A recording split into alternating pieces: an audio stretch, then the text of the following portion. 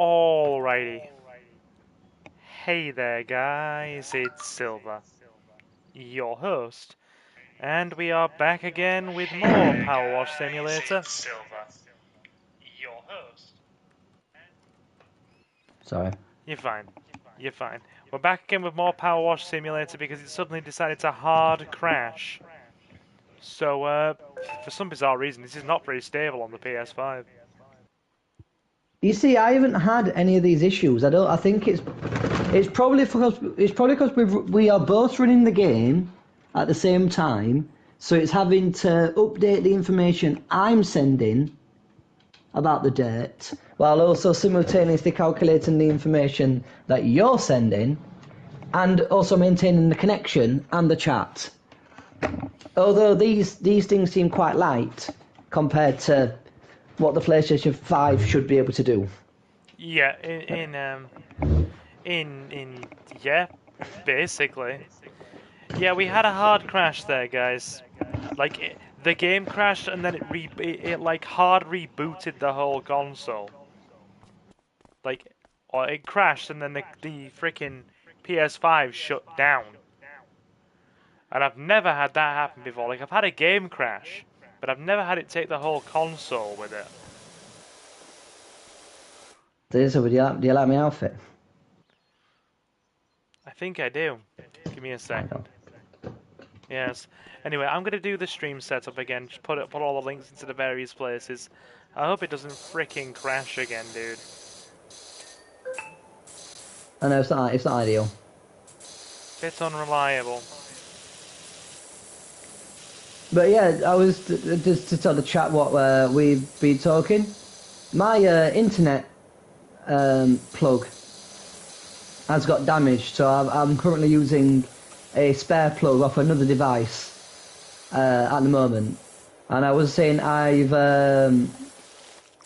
contacted, my internet provider, and they've basically gone, oh yeah, we no longer like replace like items if you send them back. You own it, so you need to buy a new one, and the new one's going to cost £85. 85 British pounds. Yeah, nearly $100 for the Americans in chat. Yeah. So I sent an email like can I have a breakdown of why this item, why you valued it at £85? What does it do? And the email basically says, oh, this we don't provide the plug anymore. So this is the price for the plug and the unit. But it was like, you've already told me that information. And then also as well, I didn't recognise the company name, so I was like, what's happened to my normal company that I've been with for like years? And it was like, oh, we bought them at some point in 2022. Not we bought them on the 14th of February in 2022 or something like that. Just no, at some point in February, at some point. You'd expect a specific date, wouldn't you? Like I'm already not confident in the ability of this new company that I'm supposedly being bought by. So I'm gonna have to send them another email saying, look, like I'm very suspicious of the way that you're talking right now because you're very vague on the information that you are sending me. I'm quite nervous and worried that you actually might be a scam, and you are trying to scam me. Yeah. Can you please send me more accurate information? Like, I'm not trying to be funny, but would you please send me more accurate information than what you actually are sending me? Because you seem to be very dismissive and very vague. I mean, that's every company these days, vague and dismissive. I mean, would I be a Karen for making such a request? No, but some people would class you as such these days because, any sort of criticising an issue makes you one, apparently. Being critical and making a point. Yeah, I got the song, Jay. Give me a second. I'll have a listen. Quietly as well. Oh, I noticed that went up on the channel, the AI music that you've been working on.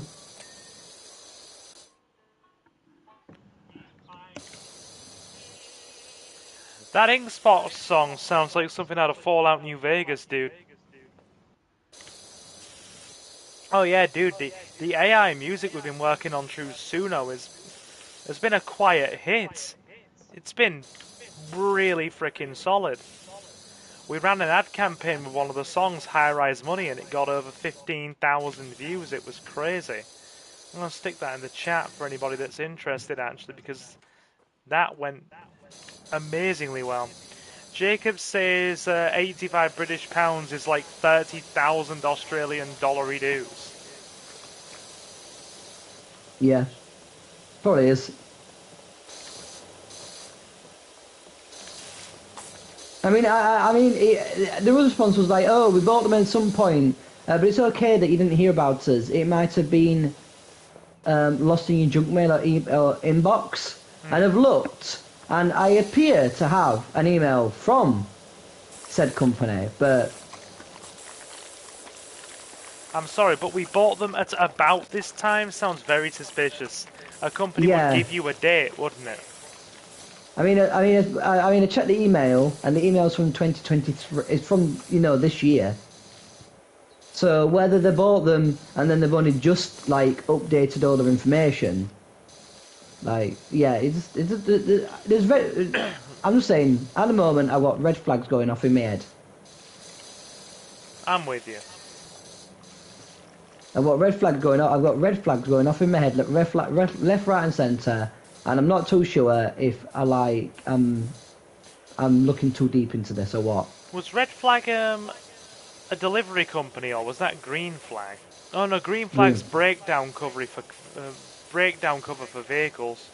Hey, we have Abdullah in chat. Hey, dude. Jay says share the other song in chat. I can't. Yeah, sure. Give me a sec. Almost there. We're at 93.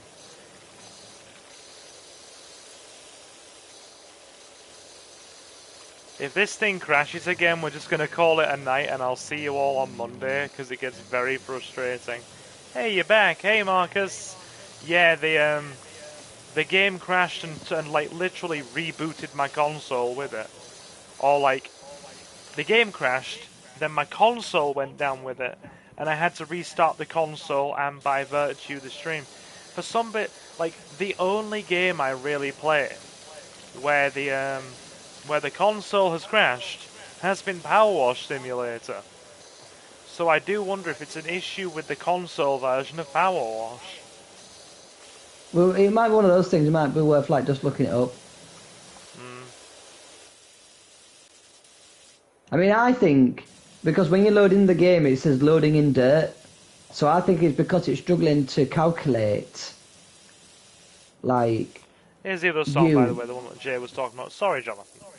No, sir. I think it's struggling to calculate my dirt cleaning and yours at the same time. Which, is the entire point of the game, so it shouldn't be doing that. That should be nothing on the processing power of a PS5, though.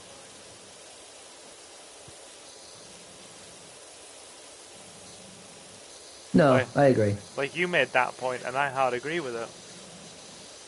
Like, it crashed when we did the first, level doing the van, didn't it? Yeah, but it didn't crash, like... The whole, literally... the whole console. Shut my console down. Like, it all just went out. Like, the TV screen went black, and the console switched itself off. I mean, when was the last time you dedusted your console? You don't want an answer to that. So the answer is never. So the answer is never. I mean, so it could be your console's overheating. The answer is everything in this freaking gaming room needs a freaking economy grade dusting. Dirty. I'll ask my sister's boyfriend. Is he just a random guy, or is he a cleaner? No, he's very good with like PCs and tech and stuff. He'll be able to open up the PS5 and dust it out. Same for the computer. I don't like the computer's a no-go because one, I have I'm wary of touching it because I have dreadful hand dexterity. Like no, I mean like I have really really bad hand dexterity because of my muscular condition. Yeah. So me and screwdrivers, small screwdrivers and sensitive equipment aren't gonna mix. And two, well, it's mainly just that. I don't trust myself twofold, hence 1 and 2. I mean, I do have a 3-year insurance plan out on this computer, so it's covered, but that's not the point. Yeah, and the good thing about insurance, you can always extend it. Yeah, it's an insurance plan offered by HP, so the maximum on the insurance plan before it runs out is 3 years. No, but you can get third party insurance. Yeah.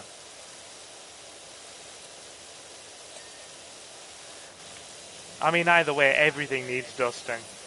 Probably isn't much good for my lungs in here, to be honest, because it's all freaking dusty. Dirty.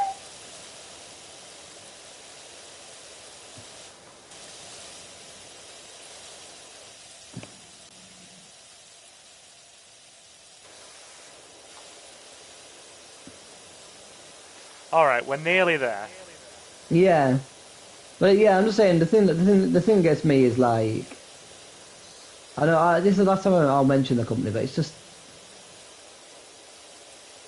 when I request information, like I want the information I've requested, not the same answer that you've already given me reworded. Because the thing is, the guy or girl has already told me that it's going to cost £85 and that they don't sell the plug separately. So why they chose to tell me that information again, I do not know. I mean, basically, like I said, every company does that, though, don't they? Like, they reword the same info. Yeah. Oh, Jay said something. Me, a singer? No.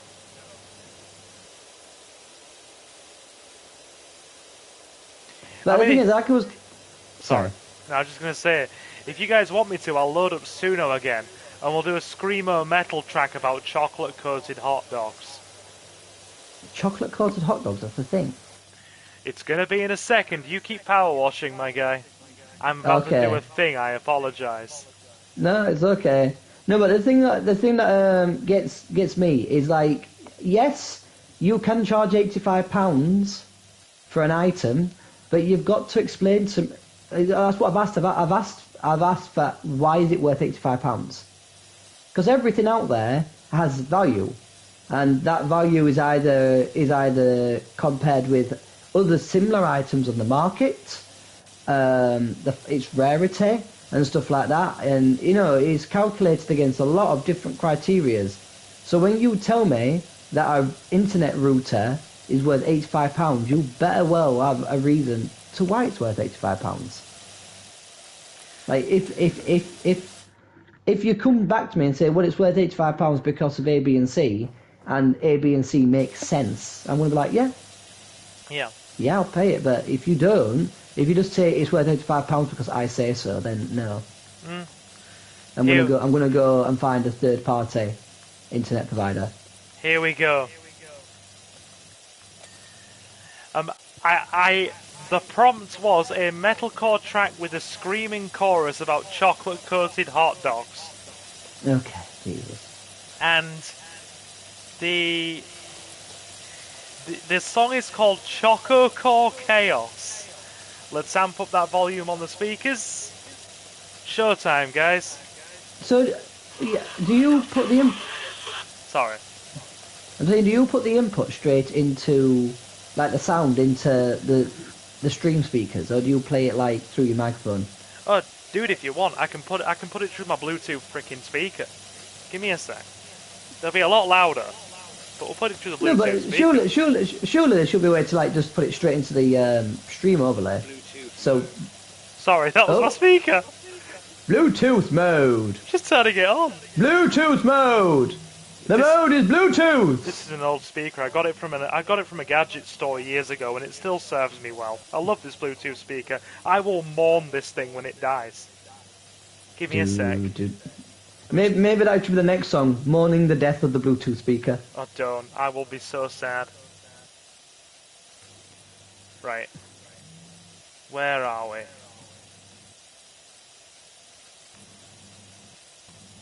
Connect a new device. Here we go. Oh no, wait, it's already connected. There it is.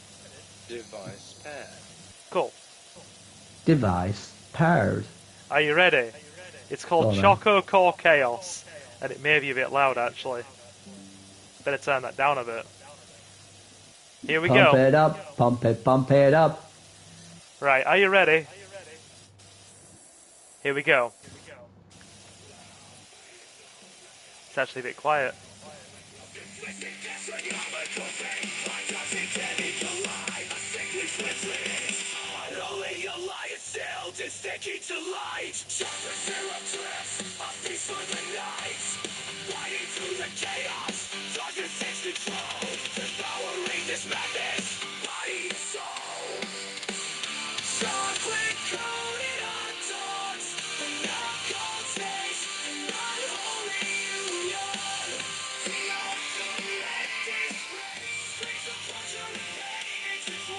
It's actually not too bad. No. Quite like-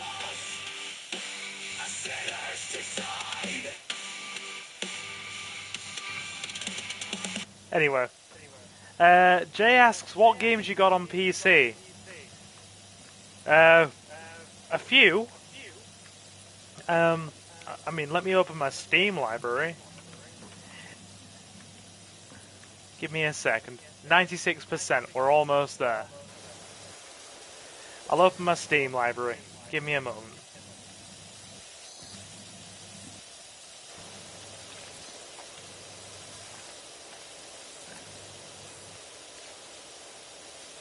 I mean, this software does it play brass music?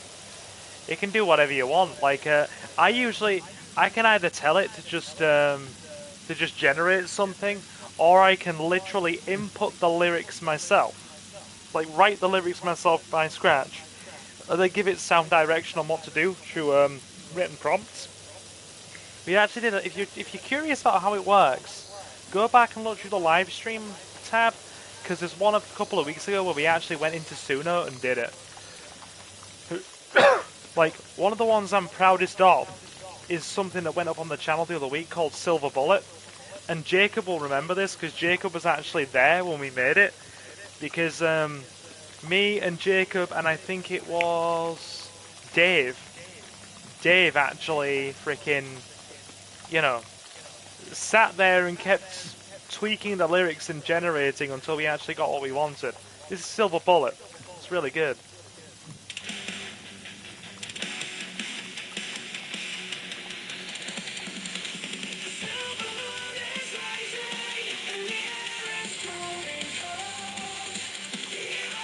Wrote these lyrics myself, by the way, chat.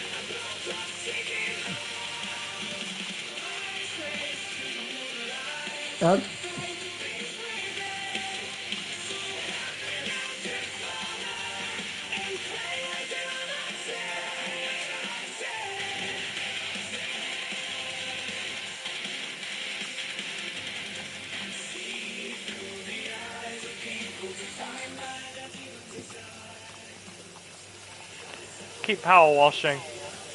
I'm not stopped.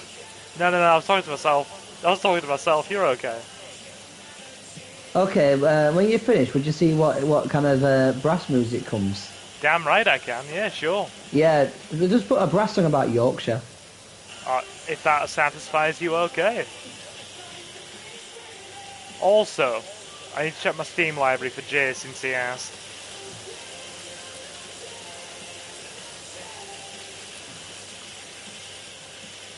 You still using soap? No. Taking it off.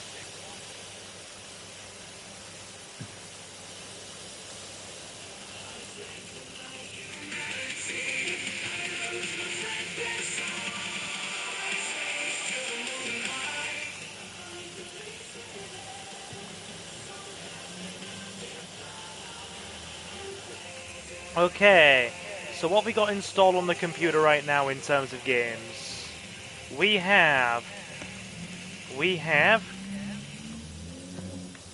Right, let me just stop that because it'll autoplay the next thing. Jacob needs advice. I mean, I don't know how much use I'll be, but go ahead. We have Command and Conquer Red Alert 2. Yes. Yeah, it's bloody excellent, isn't it, my guy? Oh my God, yes, that game. Well, I lost my virginity to that game. Not my actual virginity, my gaming virginity.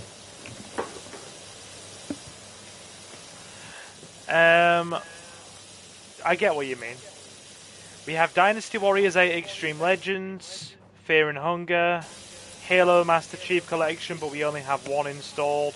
Homefront The Revolution, though that's installed purely to use the Redux mod of Time Splitters.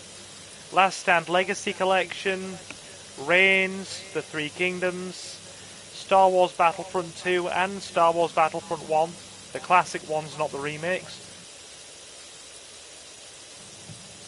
Stardew Valley, and Warhammer 40k, Dark Crusade. Dark Crusade? And I believe we also... Yes! Yeah, we also have Oni, that you've seen, and... oh god, yeah, we have Oni and Fallout New Vegas. Who do you use? The Sisters of Battle? No, I'm Imperial Guard. Yay! There'll be a playthrough coming for that on the channel, like, later in the year. Like, much later in the year, though, because, you know, I'm like, months ahead on all my recording. So you probably won't start seeing the Command and Conquer playthrough, or Command and Conquer, bloody, you know, freaking Warhammer playthrough until, like, late summer at least. It'll be much later in the year.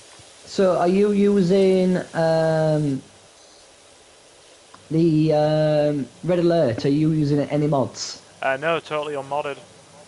Oh mate, there's a mod called Omega Opa, which is basically what they've done is it started off as a balancing mod just to balance the game, but then it changed and it's like basically it's got its own missions and everything, but it changes the entire base campaign. So rather than having Yuri in Yuri's Revenge and like having 6 countries for one and like, you know, 6 countries for Russia, it's changed it all. So now there's 9 factions in total. Yeah. Yuri is split into 3 factions, so he's got the Psych Corps, which is all based around units that mind control.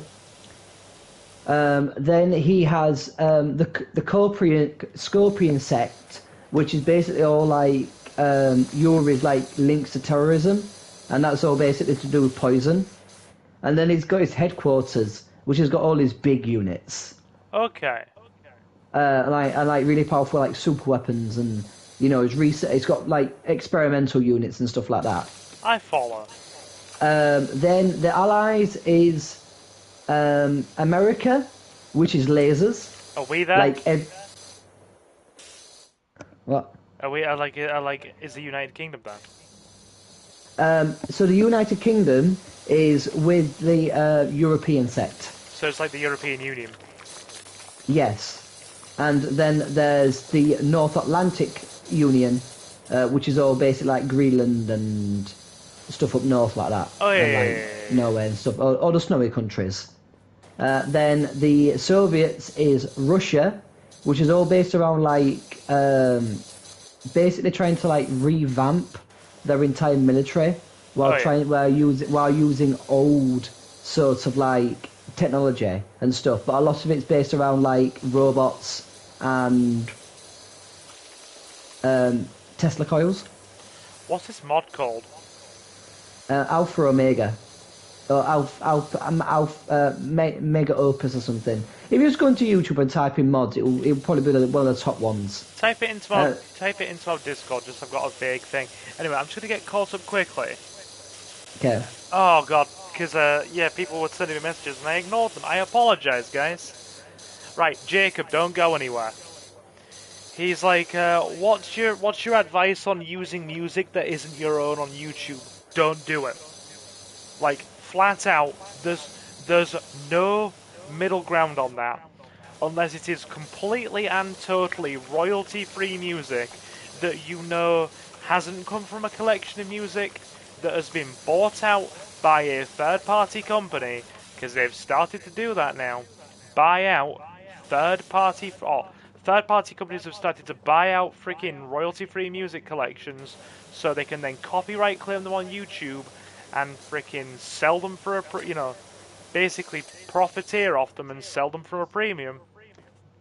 Don't do it unless it's like somebody that you know who's given you express permission to use their music, or it's royalty free, or AI generated. Yeah, I know.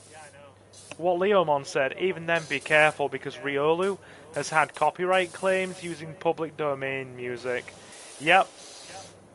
Even it won't have been a strike he's had Leomon because he would have told you about that. It will have been a claim. But, because a claim and a strike are different. Claims are like, you can just delete the music or edit the music and remove them. Strikes are different. They actually do it. They're not good for your channel, and obviously 3 and you're out. But, yeah. Even I've had claims for royalty-free stuff before. That was royalty-free, and then they bought them out.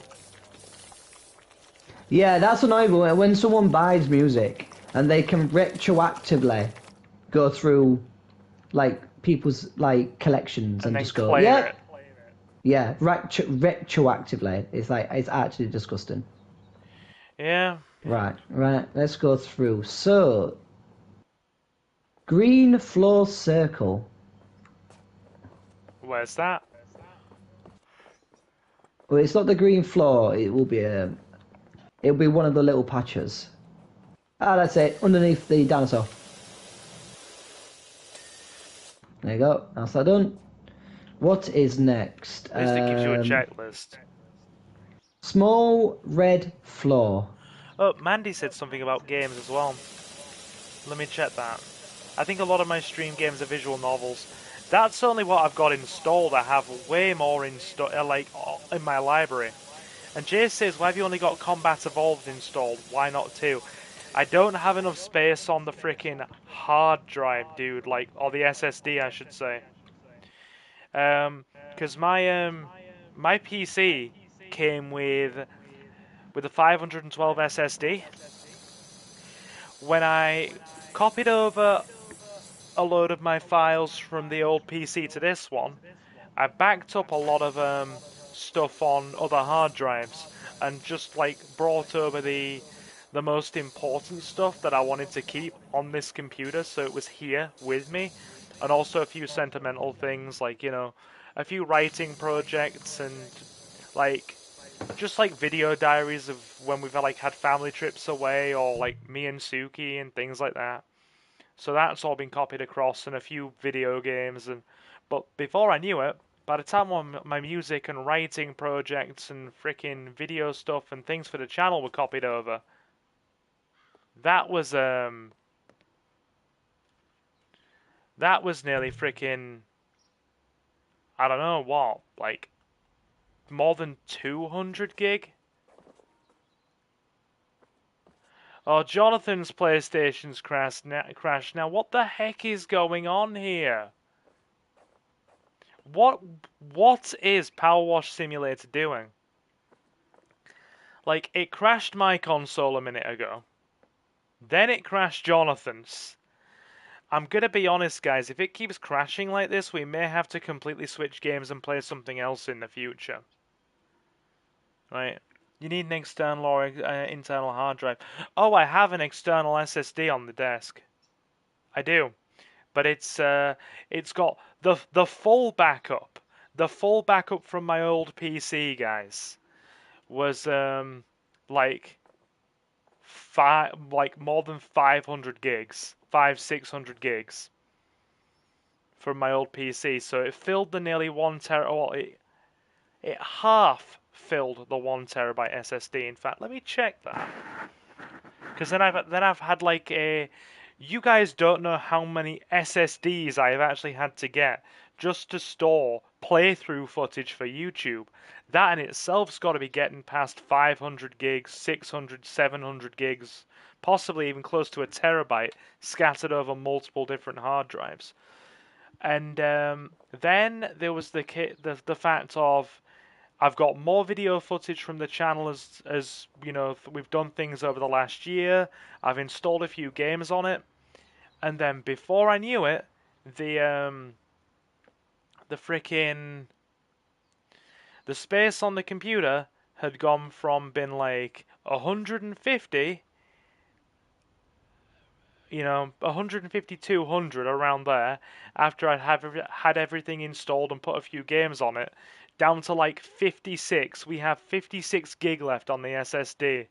So in order to install Halo 2, I'm going to have to uninstall Halo 1 first. Maybe it's because I have no idea, but it knocked me out, and now it's completely crashed out Jonathan. What is going on here? There he is. Let's let him in. Right, let's get him back in party chat. Hey there, there's Johnny Boy. Cool.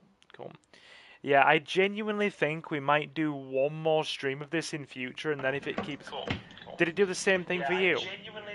Yeah, like I was literally just doing it. I was literally like looking through the menu, and then it just like was like, hey, do you know what? Sudoku's the thing I'm going to try. Did it... I'm guessing it hard crashed and switched off your console, didn't it? Yes! Did that to me as well. So it can't be, because mine's a new PlayStation, and like, I mean, I've got cats, so it might have a lot of cat hair in it. But I mean, I do try. Yours is and like hoover it. brand spanking new compared to mine. Like I got mine on launch. This is in what? Like nearly 3.5-year-old console now.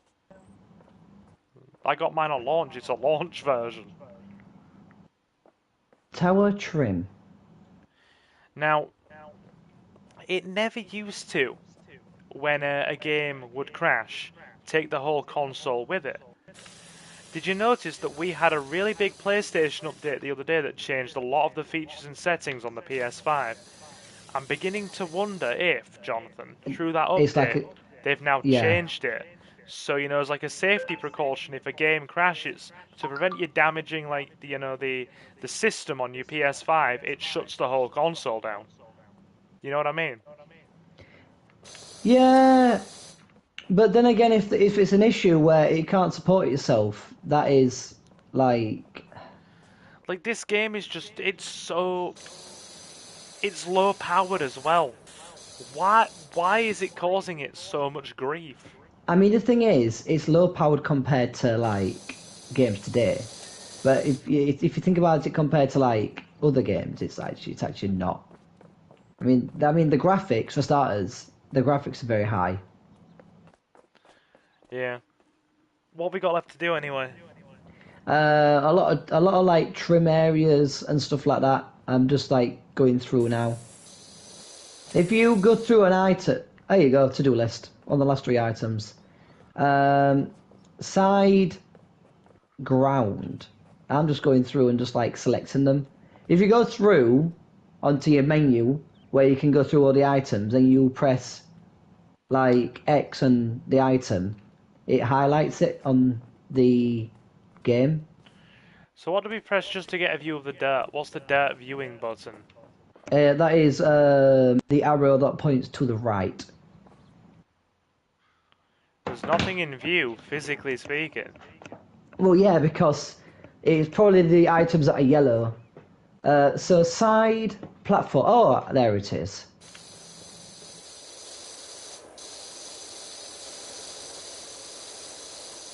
Oh, Sylvan, you get it all over my face. All over my face.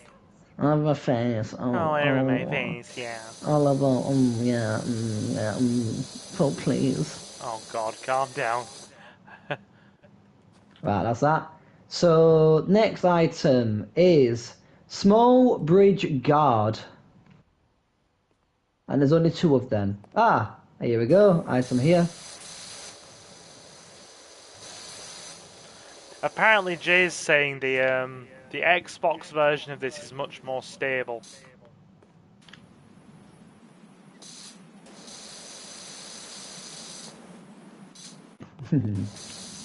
I imagine it.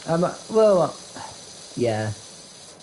I imagine it is because essentially the Xbox is just like it's a computer. It's a Windows computer.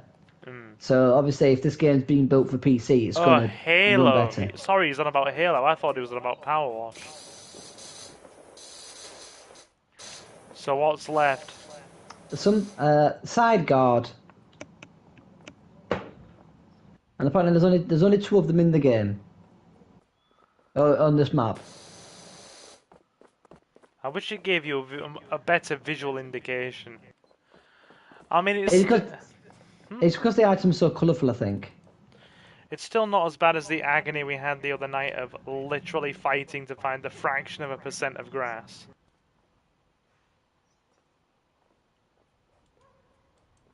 So that's not too bad by comparison, I guess. Let me just disconnect the Bluetooth speaker. Give me a sec. Oh, I still got 80% on the battery. Device disconnected. Cool. Yeah. Ah, there we go.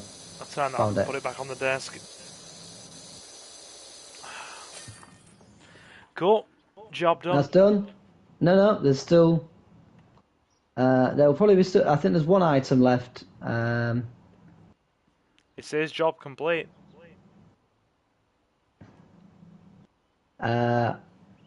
It's saying for me I'm only on 99%. Is it saying 100% for you? No. Is it saying there's anything left? Okay, what's going on here? I don't know. Oh, I think.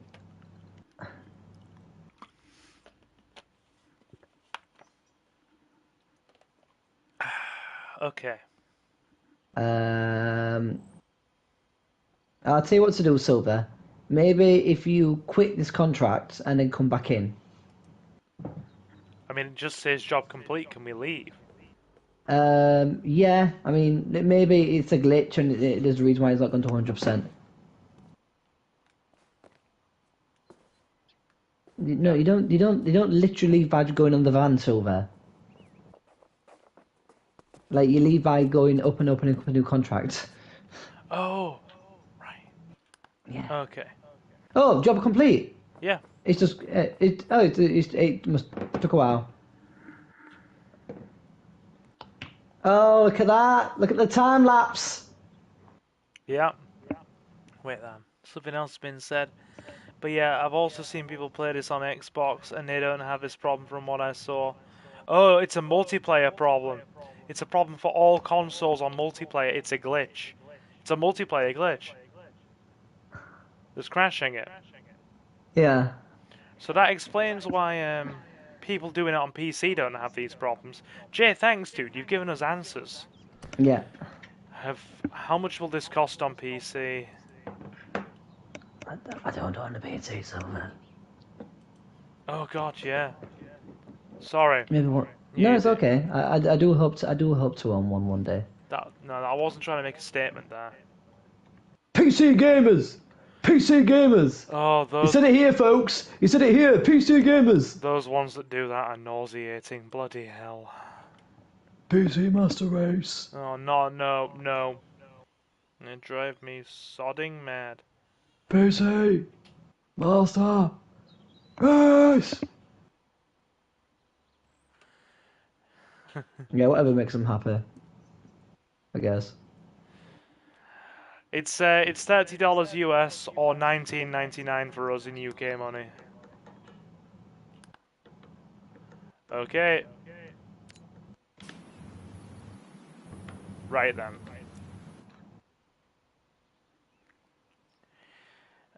Clean the bungalow. Let's clean the golf cart, shall we? What's the story, Silver? You need to engage in the story. What story? When you open up, it says like Does it? I need to engage. Yes, alright. Well, you've read it before, didn't you? I need you to clean my sorry golf cart. You might have heard about my poor cat Ulysses going missing. We're all frantic with worry. What with the ceremony just around the corner. I swear I saw him on the golf course, frolicking on the lily pads in the lake by the 13th. Par 3, but I always get a birdie. By the time I realised it was just a boisterous carp, it was too late. I slammed on the brakes and went tumbling down the slope, head over tail. Don't worry, docs. Sorry, don't worry. Docs have given me the all clear. Said they'd never seen anyone recover from such a minor. I'm not smart enough. Oh, sorry. All right. Said they'd never seen anyone recover from such a minor incident in so little time, but the cart needs a hose down. Okay. So basically, this is a story. He tried to save his cat Yeah. and accidentally Flipped drove his... the cart into the water. Clearly. Get hosing.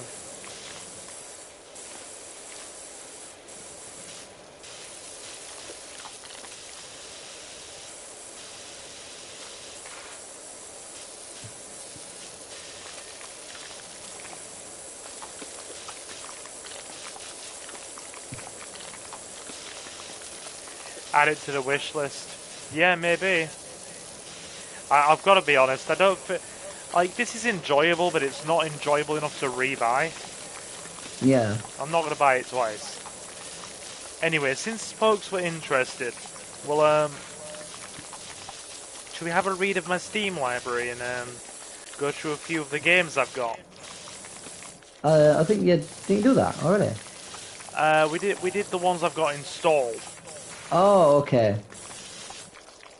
Yeah, okay.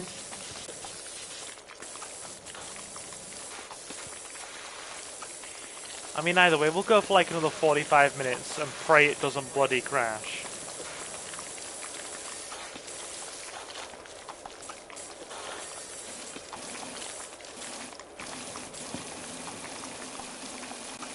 Like, don't get me wrong.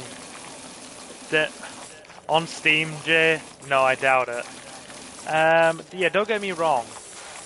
Like, playing this game is like legitimately fun, but I don't think it's something I'd want to play solo. It's something I'd have more fun playing with a friend. Right. So, Steam library. Basically all the Command and Conquer stuff is... Oh, wait. Right. So, we have AI War Fleet Command, Among Us, Apocalypse Hotel, The Post-Apocalypse, Beholder, Bully Scholarship Edition, Chroma Squad, Clanad, all the Command and Conquer stuff, Tiberian Wars, Tiberian Twilight, Covert Operations, Generals, Zero Hour, Red Alert 2, Red Alert 3, Red Alert 1, Command and Conquer Remastered Edition, Renegade, Tiberian Sun and Firestorm, Kane's Wrath, Corpse Party, all the Counter-Strike stuff, Crusader Kings 2, Oh yeah, yeah, good game. Cry of Fear, Day of Defeat, Dead Age, Dead Frontier 2, Death Road to Canada, Deathmatch Classic, Doki Doki Literature Club, all the versions of Doom 3, Duke Nukem 3D Megaton Edition, Dynasty Warriors 8 Extreme Legends, Endless Space, Enter the Gungeon, Europa Universals, Everlasting Summer, Faith, the 8-bit horror game by Airdorth about the Satanic Panic. I will be playing that at some point, but You considering gotta have faith. Come on, man, move your body. I'm a- Ba-ba-ba-da-da-da-da. Gotta have faith. I'm a deeply superstitious person, so if I play Faith, a game about spiritualism and the freaking Satanic Panic, I may not sleep for a week. Hey, So I know Jesus. He's a personal friend of mine. I'll get him to look after you. yeah. Well, you're playing as a priest who's lost his faith. So it's quite So he's difficult. got to have faith. He's got to kill the heathens. Oh, the story's actually really, really bleak for what it is. Like, he fails an exorcism. He's been brought along on his first exorcism with the father of the church. He basically he fails the exorcism. The father is killed by the demonically possessed girl. The demonically possessed girl then goes on to kill her parents, and he basically goes to confront the girl, loses his faith completely, is then confronted by the devil taking on the guise of God himself to try and manipulate him. And he basically says, "Oh dear Father, I will do anything, just let me leave this place alive," because he's so terrified. And the devil, impersonating God, literally says to him, "Fine, my son, I will let you leave, but the girl is mine." So he flees, leaving the girl to the devil himself, and then comes back a year on to try and fix the botched exorcism and exorcise the girl. After he's, basically he's been sectioned for all this because he flees, and then obviously the police are called, and they find the two parents dead and the girl. And he basically is sectioned in the same mental hospital as her.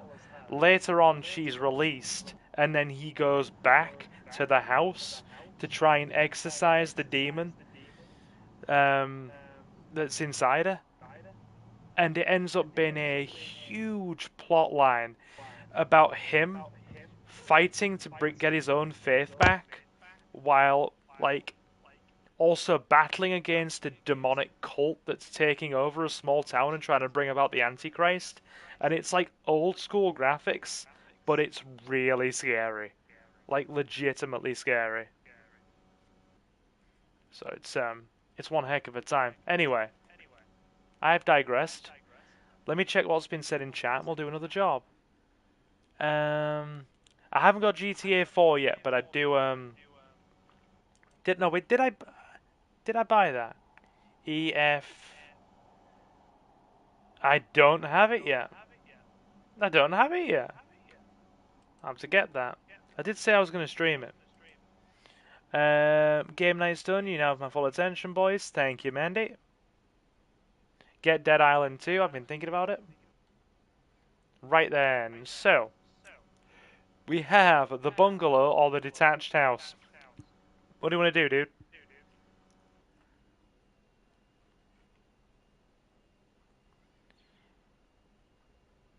I think we've lost Jonathan. No, I was muted. Silver, I would say, the bungalow, Silver. We need the content. Go on, man. The story, Silver. The lore of this world. Hey, Doc, you know I mentioned my folks? Well, I think it's time their bungalow met your pressure washer. It's so filthy, it's hard to tell where the ground ends and the house begins. When I mentioned you to Ma, her eyes lit up. Pops moaned and said, "The browner the porch, the warmer the torch," which clearly means nothing.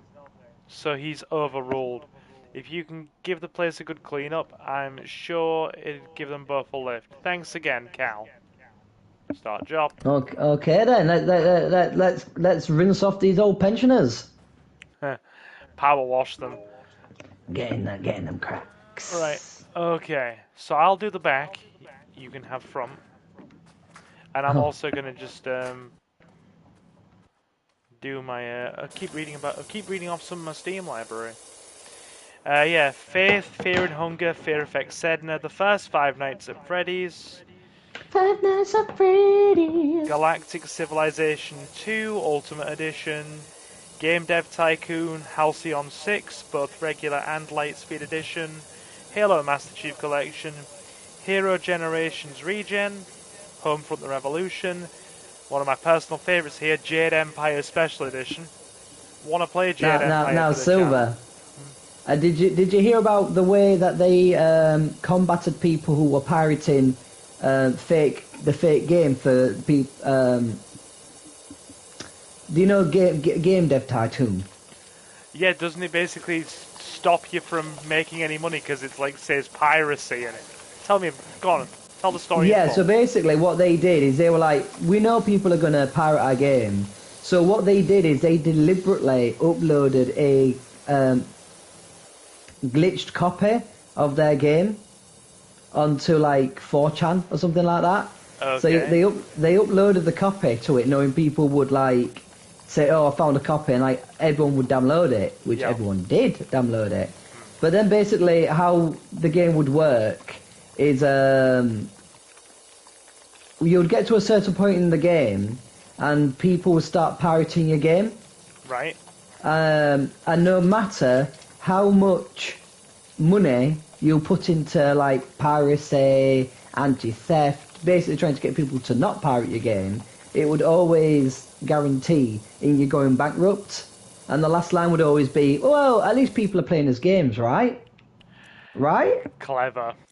I see what they And did so there. then people started writing in saying, why is this happening?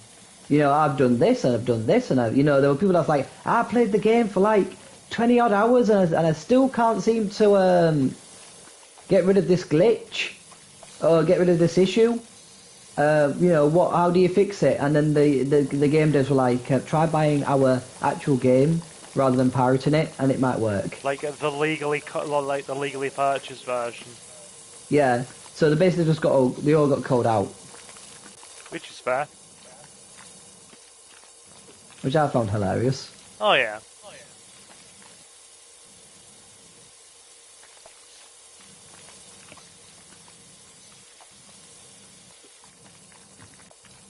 But anyway, continue reading the library.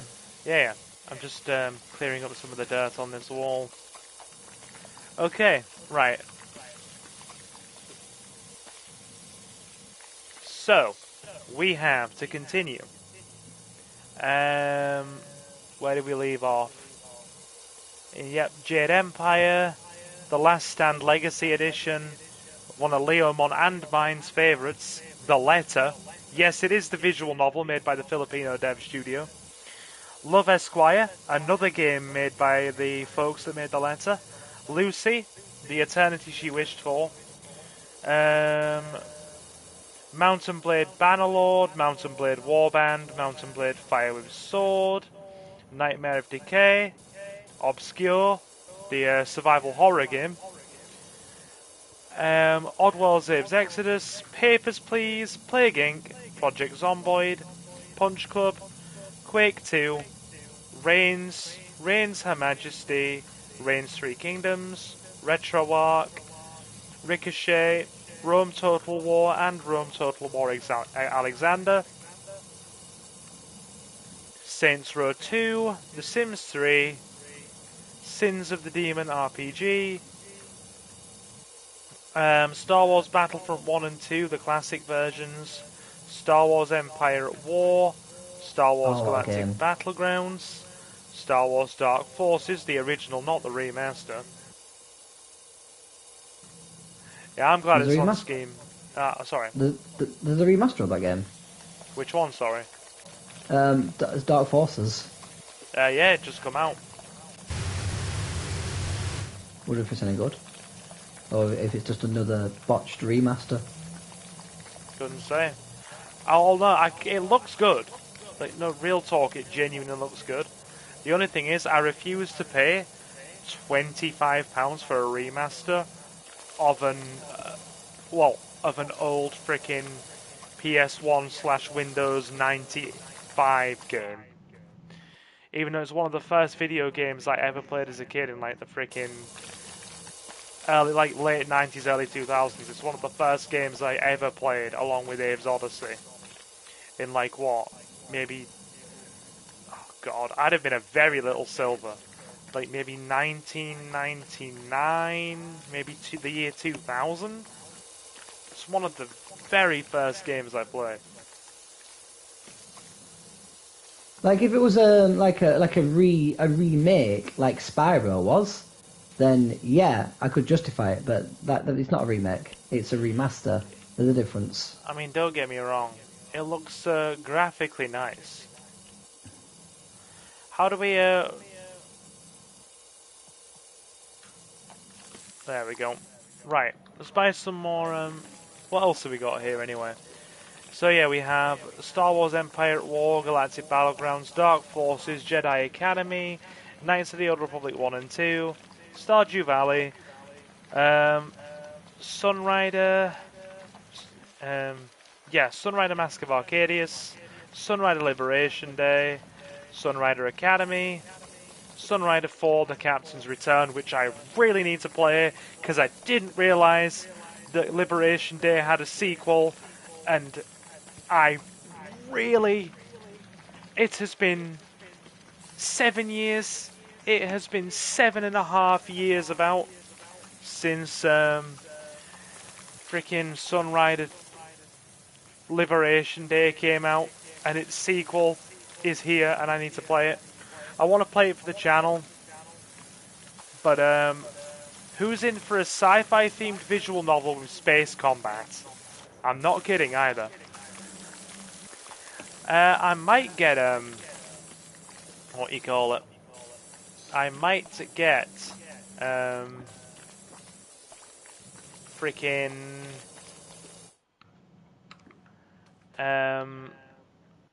Dead Rising 3 if enough people want it. What else have we got? Supreme Commander Forged Alliance, This War of Mine. They're not good one. Tomb Raider, Angel of Darkness. Okay, I like it, don't judge me. Total War, oh wait there. Tomoyo After It's a Wonderful Life. Basically, it's a Clanad continuation, like a side story. Total War Medieval 2, Total War Shogun 2, Vampire the Masquerade, Warhammer Dawn of War, Dark Crusade, Warhammer Dawn of War Soulstorm, Warhammer Dawn of War 2 Retribution, We Happy Few, and XCOM Enemy Unknown. Yeah, We Happy Few is one of those games that when it came out, it's got flaws in it. Like, so much potential, but like there is major flaws. Yeah. Anyway, like, there's a reason why half the playthroughs on like YouTube stopped. Yeah. Like, stopped after a few episodes. Because basically the game was like, oh, this is a game that we are going to treat like a roguelike. So the world is procedurally generated, but yet the game's story based. Those two things don't work together. Like, you don't give me like story missions in a procedurally generated world. It doesn't work.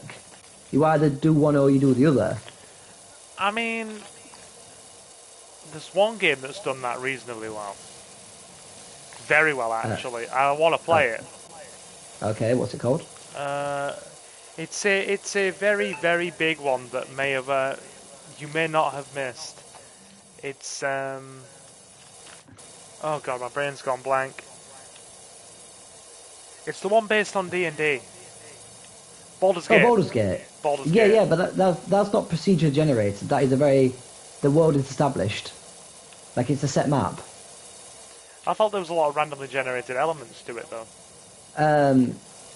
I believe there is a random.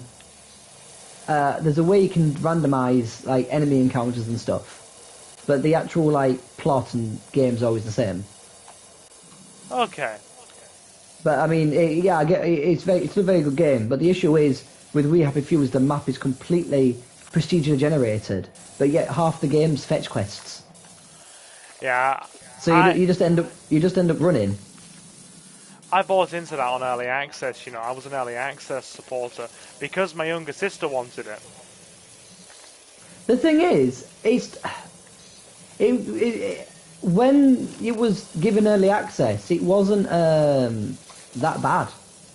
They realised their mistakes because when they brought out the DLCs are fantastic for it. The DLCs had it, has it?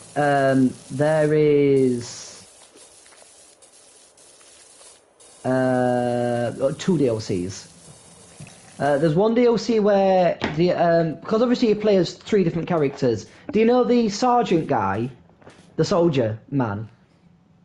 I've played very little of it, to be honest with Have you. you? So what you do, you play as three characters, where the stories are all sort of like are in. You play as the first character, and while you're playing as the first character, he meets the other two characters, and then they have their own stories. But the issue is, like, there's a female character and like a male character that clearly like have had a thing. They care about each other. And there's scenes where you see dialogue from both points of view. But the issue is the dialogue doesn't line up perfectly. Like it varies. And then there's even sections where like it takes parts in different parts of the map. So like when you play as the female character, you meet the guy in like the old abandoned part of the city. But yet when you meet the girl playing as the male character, you meet her in the good part of the city. And it's like, but that changes the entire context. When you know the history of the game, it changes the context. It's kind of a bit out there, is it? It is. It's really bizarre because I was like, oh, are they trying to make a statement which is it how they remember it? But no, apparently that is what's meant to be happening in the world. It's just apparently it's an oversight. And you're like, that's a big oversight, mate. Well, the game was a bit of a thing. Putting it nicely, it was a bit of a thing. Yeah. I mean, the game's brilliant, and the way that it introduces, like, the concept of, like, the world and stuff, and, like, you know, Willington Wells, which is, I believe, meant to be set on one of, like, I think it's meant to be set on the Isle of Man. Yeah. But it's brilliant. It's just, it's frustrating because it had so much potential to be better than it was. Oh, I know. I've heard that expressed plenty of times. What's it saying in chat? I heard they messed up the Battlefront remasters too. Yeah, the online was completely trash in it. Completely trash. They didn't make enough servers, and there was a lot of bugs in it. And also a controversy where they'd actually allegedly taken content from modders after assuring the community that content had not been taken from modders, because very avid people with keen eyes had noticed it in trailers and footage for the game, and then basically it had been alleged that they had then lied and that they had indeed put modded content from specific modders into the game. Modders who had noticed that their stuff had been put into it. So there is a bit of controversy there, yeah.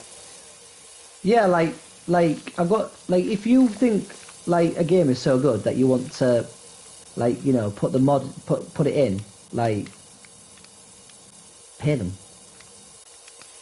The age-old argument. Yes, pay them, I agree. Like yes, they did it for free as a passion project, but you are then intending to, like, make a profit off that game. Did I choose Metal Cleaner on glass? Oh my god, I did. I'm an idiot. I used Metal Cleaner on glass. What am I doing? Where's the wood cleaner? We're out of wood cleaner. How much you just spend on cleaner? Probably a couple of hundred at this point. Does your Yorkshireman not like that degree of expense? No, nothing to do with that. It's the fact that I'm saving up for the next blaster.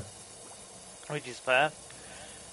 Which is like it's going to cost me like £900 or $900 to, like, get, but it means, like, I'll be able to get it sooner rather than later. Oh yeah. I mean, I bought Cleaner to like get an achievement because I wanted to try it out, and I'm like, it's impressive. It's good at what it does. Like it does clean very, very, very quickly. Yeah. But it's very, very expensive for what it is. It's definitely an item that you spam out later in the late game. I'm with you. So, Jay says, Stellar Blade stream. I've got it. I own it. I wouldn't mind streaming it, but at the same time, there's a part of me that wants to, but I'm gonna resist. Purely because there's been so much unfair, negative criticism heaped onto it over some of the smallest of things that I genuinely fear that we will have people turning up on the channel, complaining, whining, dumping spoilers in the chat, and just otherwise ruining the experience. So, you can always set the chat to subscribers only, and you can set the chat so you can only talk if you've been subscribed to the channel for like 6 months. Yeah. If you're worried about it. And what game's this? Stellar Blade. Never heard of it. No, it's just come out. How is it? And why has it got controversy? Oh, because it's the age-old argument of people complaining about sexualized female character and blah blah blah blah blah, and basically one outfit was censored and everybody's gone to the wall. So you've got a subset of people complaining about the very attractive female character, saying she's unrealistic to female beauty standards and whinging because she's an attractive woman. Then you've got people complaining about controversies relating to the censorship of one costume that covers up a bit of cleavage, and it's just real petty stuff that's piled up, but they're so bent out of shape about it. You've got them literally attacking content creators who are covering it, and also going into people's streams who are playing it and dumping plot spoilers in stream chats. It's so silly. So it's almost like when you were playing GTA. Why are you not using this cheat? Why are you not using this cheat? Because my Why are you runs not are using vanilla. this cheat? I know, that did my head in.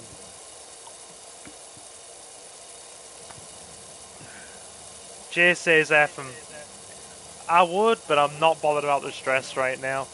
I've got a lot going on, dude. I've been helping with a lot of political campaigning recently. In fact, yeah, that's the reason that I didn't. Well, I'm going to digress away from the campaigning. The reason we were on so late tonight is because I had campaign stuff to finish.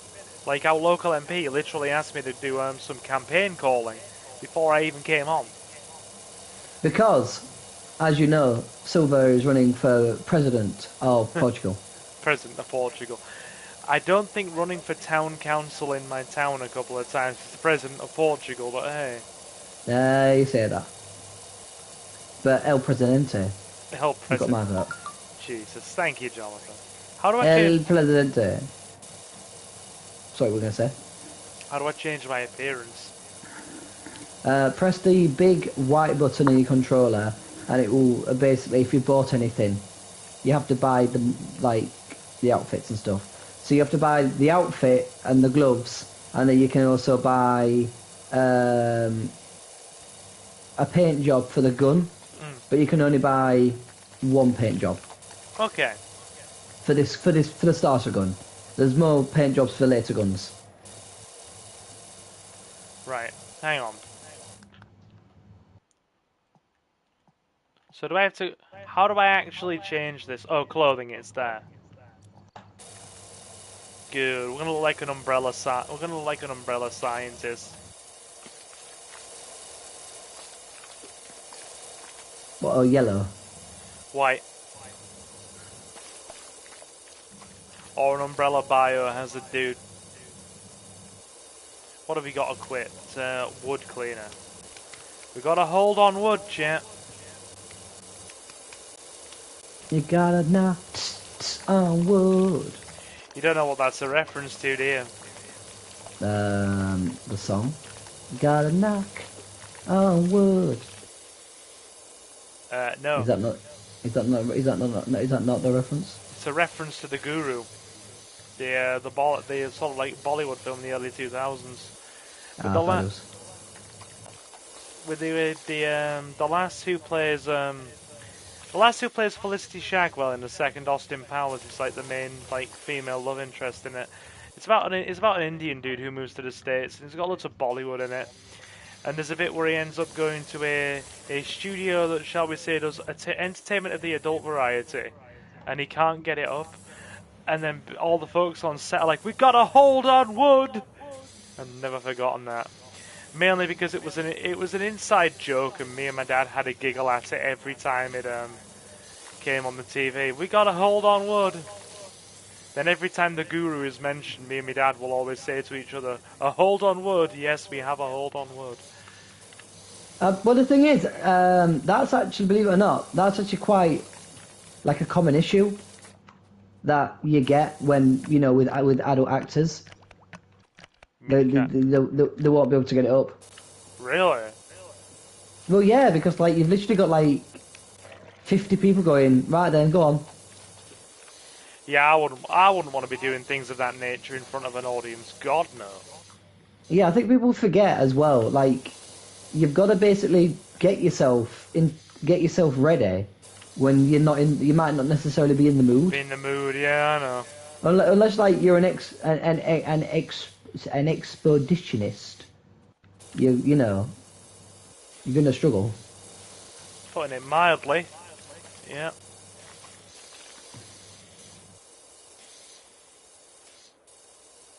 You got Forced Unleashed? No, I can't say I do, Jay. But what I love is the fact that the amount of power that the porn industry has on basically distribution. Yeah. Like for instance, do you know when people are like, oh, what's the next war gonna be? People gonna pick Blu-ray or the other one, which was infrared, which at the time both of them were very, very good quality, but they were different. Well, as soon as the porn industry went, we're going to use Blu-ray as the industry standards, then that's when PlayStation was like, yeah, our PlayStation 4's going to have Blu-ray. Is that the legitimate, God's honest reason why? Yeah, it's the same with VHS and Betamax. Betamax was the better video. The videos were smaller, so you could have more of them in your house. They had a higher bit rate, so rather than being in 360, they were 480p, so it was a higher quality video. The videos would last longer. You could have more footage on the video, so rather than only being able to have 90 minutes, I think, or 89 minutes exactly, you could have well over 2 hours, sometimes 3. But then the porn industry was like, VHS are cheaper, so we're going to make porn on VHS. Hence why VHS was like, okay, we now own the world, and like every other company was like, yeah, we're going to make VHS because the dads are going to buy a VHS for the porn, so we're going to make our videos on VHS because they're going to own one anyway. We ain't going to force the issue by trying to get people to buy Betamaxes as well. The porn industry has a lot of power on distribution because sex sells. That's the age-old argument in books, media, video games, frickin' movies, all of it. Yep, you're not wrong. Jay's like, that's my name, and I don't even watch it. Okay. Right, is this window done? We go on to such random tangents when we play things, don't we? Yeah, I think that's what people definitely come for that, not the like amazing gameplay. The high octane action here, yeah. I just think learning's important, and if someone learns something from a silver stream, that's our mission done. Well, it's certainly an educational experience when they come here, I imagine.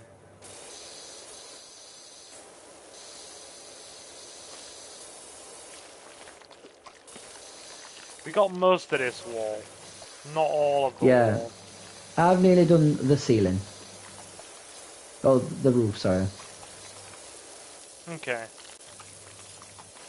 Right, well I've got this wall over here.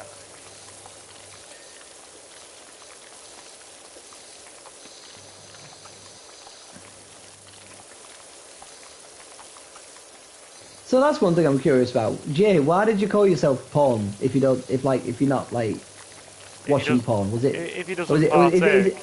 Is that the irony of it? Yeah. Like you don't partake in it, so that's your name.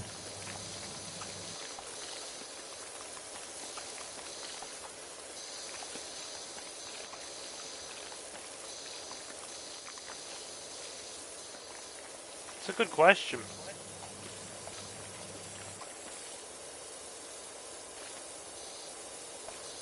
Like obviously, if you don't want to answer it, don't.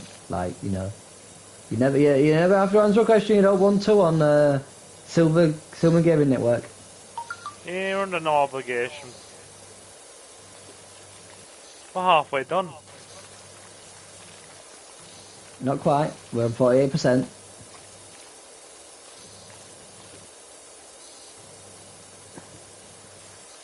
Are you all, is it just the house we're doing, or are you doing the back? Is there stuff in the back garden as well? Just the house.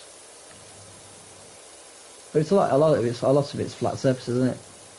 Yeah, it is. I mean, I'm good for about another 25 minutes, so let's see how much more we can do in the next 25 minutes. Yeah. I mean, to be fair, having a quiet night anyway, because Suki's heading over to her sister's to babysit, so I won't really be chatting too much with her this evening. So I'm probably just gonna get comfy, wish her a good night, and then probably watch a bit of YouTube before I sleep. Hey Leo, Mom.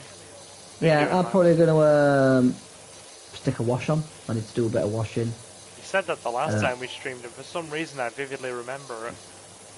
Well, yeah, on Saturdays, because I've had such a long week, I tend to like have a lazy sort of like mid-morning, Don't and blame then you. have an active evening. When really I should push myself so I can just go straight to bed after the stream. But you know, is what it is. Yeah. But yeah, by the way, chat. Sorry we did start late tonight, that is on me. As I said, the local MP contacted me maybe about it was like afternoon time, like 3-4 o'clock around there, and was just like, oh so we have I have a list of people here that are eager to check that have gone out and voted in this city council ward for the upcoming council elections on Thursday, and we want to make sure they've voted for our candidate, because our candidate in this specific city council ward, he has put his whole freaking soul into it. Like he comes from a political family. Like, you know, his family has political background. He takes all this stuff really seriously. He's also Latin, so he's very passionate and very freaking strong-willed about everything he does. He took it so seriously, the dude quit his full-time job just to campaign, and has given it like 400% just to try and get on the city council. And we still think, despite all of his efforts, our local MP thinks that it's going to be on a knife's edge in terms of the vote share. So she said to us, she said to me specifically, we have a list of voters here for this ward. There's a few left I'd like you to go through. Would you be able to just go through and call them for me, and check if they voted for our candidate or not? And I'm like, yeah, sure. So I had to note them all down. I had to list them all down so I could keep note of who I'd called and who I hadn't. and then I had to start ringing around them all, and the whole process took about an extra hour, which set me back after dinner, which means, yeah, we started a bit later than I would have liked, but hey. But we got the. Did you get a good response? We got about, we got, well, we got 3 people on the list who were voting for us, so I'll take that. That's better than 0. I mean, how many people did you ring? I think there was like 12. I think it was like 12 households, and And 3 of them have voted for you, and the rest have like not voted or like voted for someone else. it was difficult because I had to check and then double check the validity of a couple of the numbers, because a couple of the numbers were wrong, and they took a few minutes each to check. So I checked the validity of a few wrong numbers. Then I had people who I called, there was one very awkward one actually. There was one person who I rang that was basically like, oh yeah, this person doesn't live here. And I'm just like, oh, this is the number I have on file. And she's like, oh yeah, it was down the same street. The phone number was for down the same street as the person we had listed, but the address was wrong. So it was like, oh yeah, I'll give you an example. It was like, oh yeah, I'm here for number 5, or I'm calling for number 5. She's like, oh yeah, oh sorry, it's like number 12. It's just a generic example, but yeah. Yeah. So by the time I'd listed all the numbers down, called around all the numbers on the list, because I had to copy them off a small screenshot of a piece of paper that had been sent through our private messenger. I had to get all those, I had to type them all up and list them down. Then I had to call through the list, speaking to everybody as I went, and then double checking incorrect numbers. And then after I'd marked off all the list, I had to pass the info back to our MP.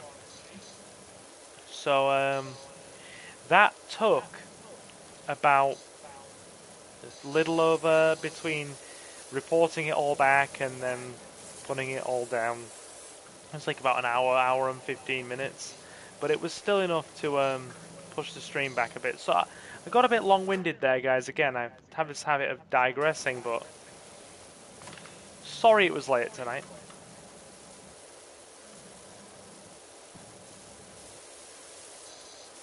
It happens, don't worry. Yeah. God, sorry, I digress so hard sometimes. Give me a sec. Put me big nozzle on. Oh yeah. Big nozzle.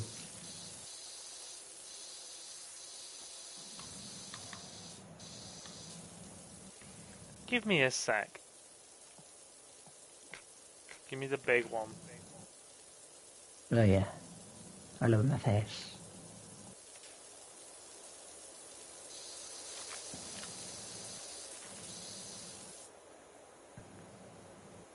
I think it's only when you're tired, yeah. Yeah, dude, Jay, since you were like last actively in, which would have been last year, I have been really sort of neck deep in assisting in campaigning for like the freaking UK Labour Party. Like, I was sent off to conference as a conference delegate last October. I was sent as our constituency's like main delegate to represent us for the party conference voting. That was in October. I'd also been intermittently helping them with campaigning on and off there. Then in the new year, I put myself forward for candidacy for a town council election.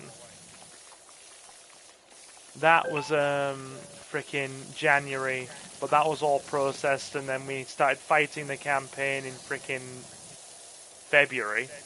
That went until mid-March. And then for the last kind of like 4 weeks, I've just been kind of like, they specifically wanted me to coordinate some phone banking sessions over the last few weeks where I get a small team together and call around voters. So I've been doing that for the last few weeks. Between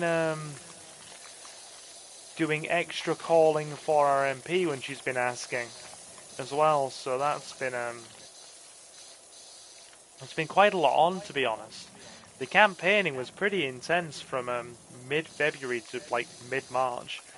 And we've had like 4 or 5 phone banking sessions since. We've got the local elections next Thursday. It's pretty much been, it's definitely been some part-time job hours put into this, like legitimate part-time job hours. It was literally... So those who live in England, don't forget to vote.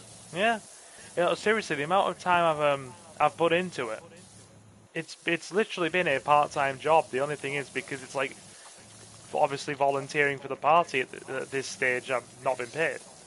It's like volunteering. Still, it's absolutely job hours gone into it. What's been said? Jay says, I know, right? I used to be in all your streams. I was cracking, Batman. Hey, dude, we like having you in. Swing by more often. Space Ghost says the guitarist for the band The Creation is the first ever to use a violin bow on a guitar. One of their songs, you can hear it. It's called Making Time. Okay. A violin string and a guitar. Now that's an interesting one. Speaking of which...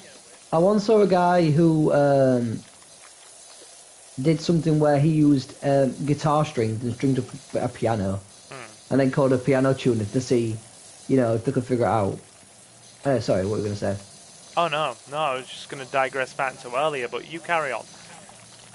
No. Earlier, what was talk about earlier? Oh, just all the campaign stuff I've been doing for the last few months. I know. There's been tons. There's been a lot, actually. No, I mean, I'm just saying, Sylvia got my vote. No, thank you. Just a shame I didn't get elected to the town council in the freaking last town council election, but hey, it is what it is. I mean, it's their loss. Yeah. I mean, democracy is democracy, and, you know, the Liberals in my neck of the woods have a very strong freaking hold, the Liberal Democrats, I mean. And trying to shake that off in the specific ward I was standing in, very unlikely. Very unlikely. Did my best, though. I don't get the Liberal Democrats, how they are different from, like, the Conservatives and the Labour. I mean, to be fair, the Liberal Democrats are like conservative light, whereas Labour leans more to the political left. Yeah, I suppose, but the thing is, you've still...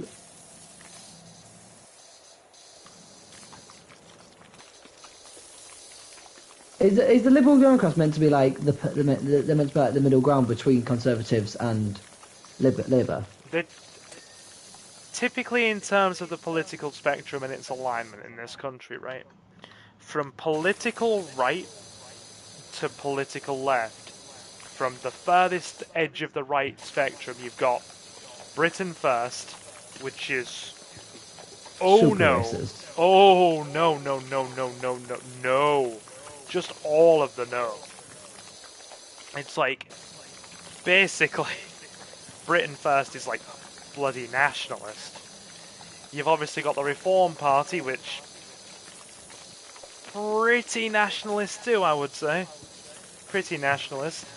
Then you've got the Conservatives, who are they're meant to be on the lighter end of the right spectrum, but recently they had taken on a lot of the nationalist vote with Brexit, and then that kind of went back as the parties fractured through a lot of political discourse over recent years, and immigration-related stuff. Yeah, because I mean, there's that. I mean, the Rwanda policy still going on. Ugh, what a mess that is. Oh god, like the Rwanda bill is a waste of taxpayers' money.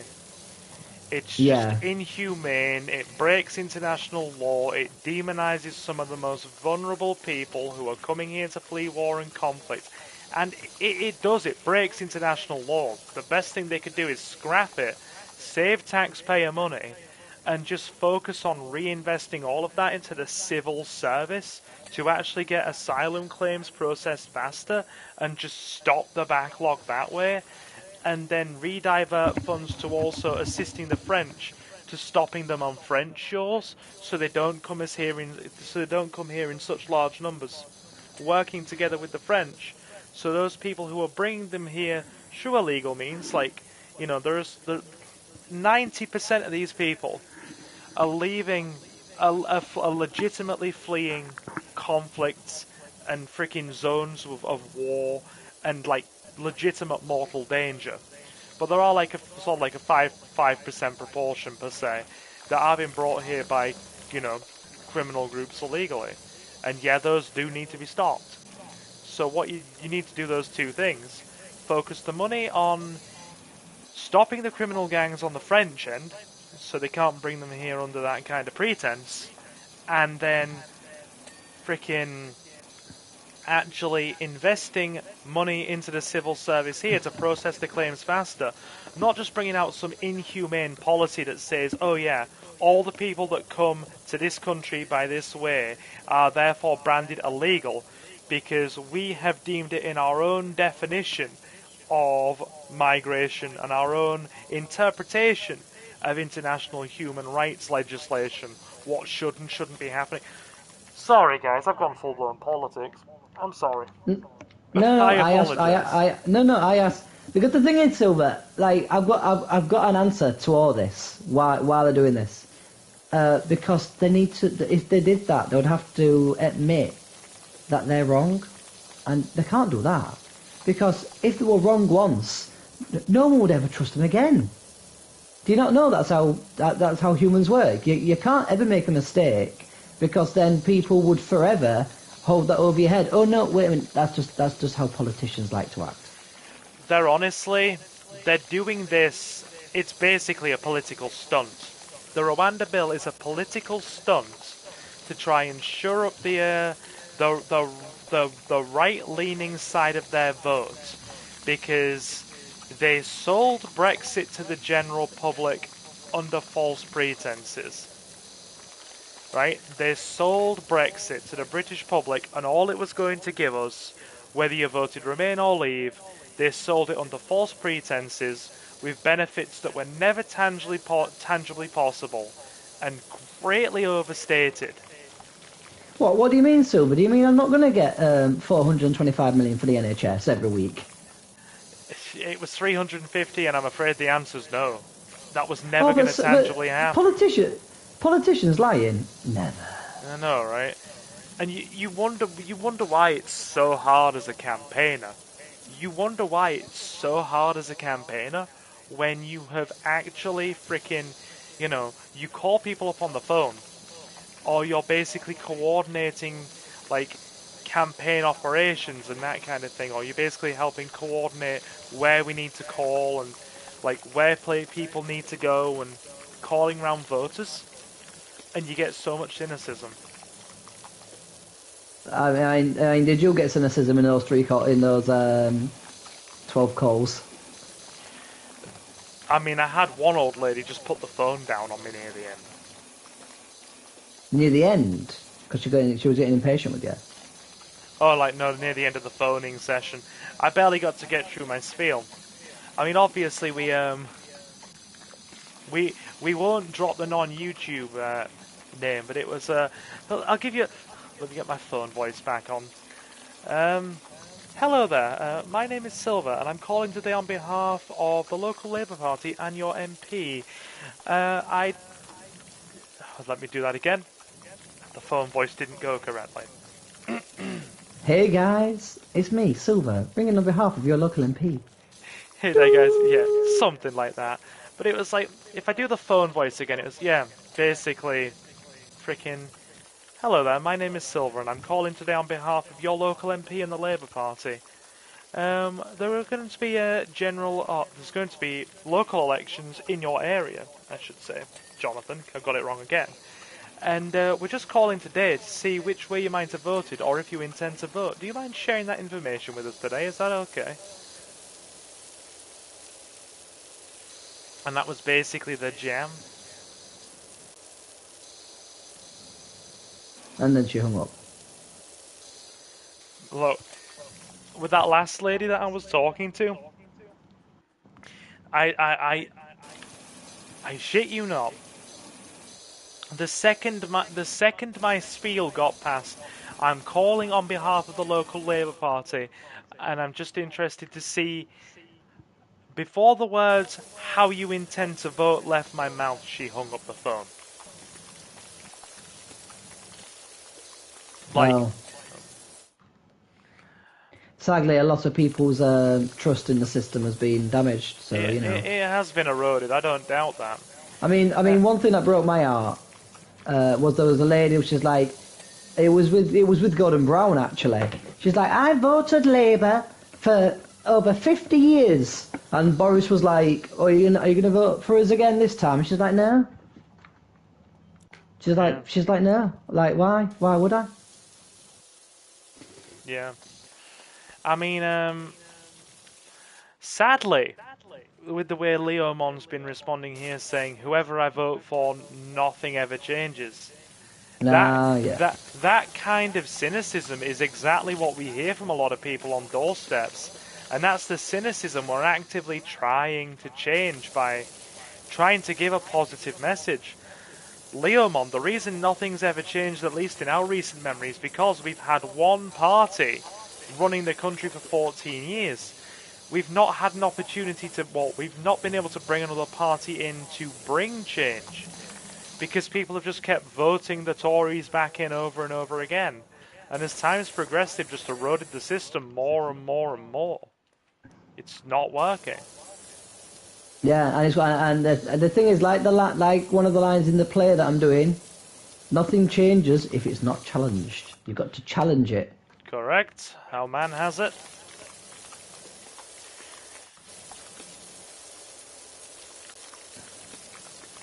I'm just gonna sit and stay quiet and say nothing on this subject. No problem, Andy. I totally respect that. Yeah. They always say, don't they? Like, if you want to remain friends, don't talk about politics or religion.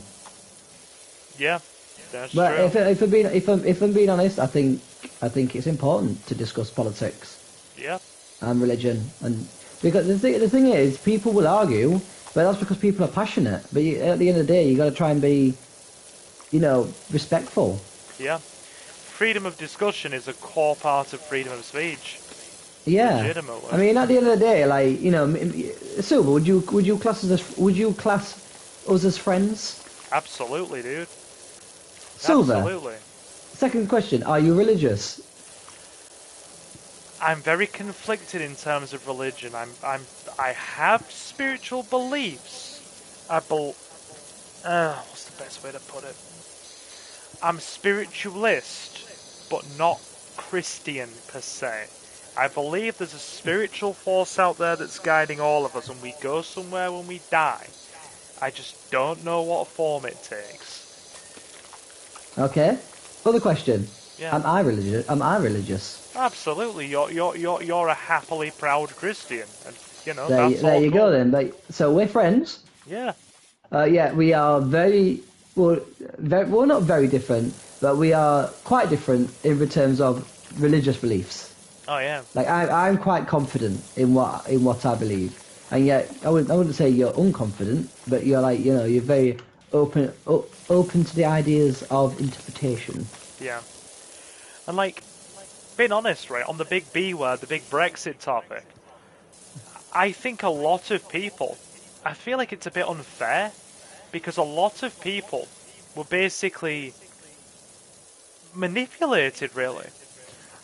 Silver, I'm gonna hold my hands up here now, and this used to be something I used to be ashamed to admit, but now I admit it, and I'm still ashamed of it.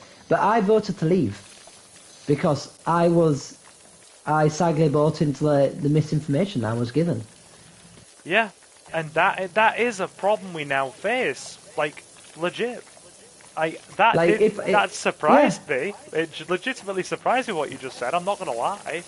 No, yeah, and the reason why I voted personally, the reason why I voted to leave, is because at the time I felt that there needs to be some sort of change, and I felt that Brexit in could terms be of the change. yeah, it could be the change, but it was also the fact that like I kind of got into the idea that we need to be open to being able to negotiate, like trade and stuff. I kind of felt that we were very limited in what Yeah. we was allowed to export and all that stuff and goods and all,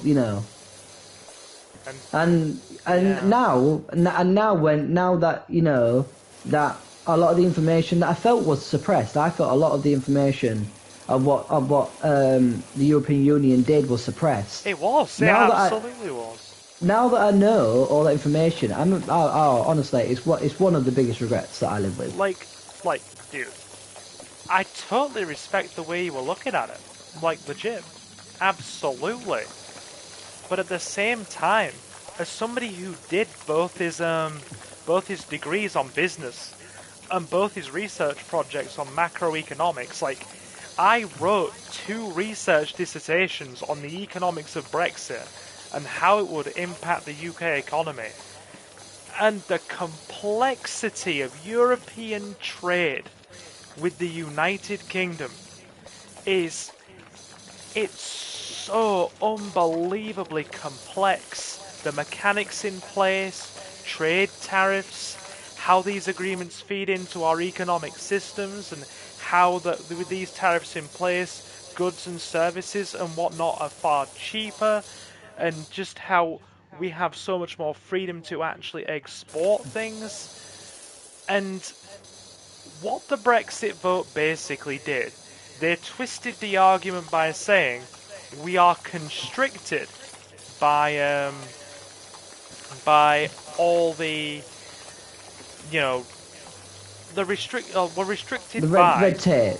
the limitations.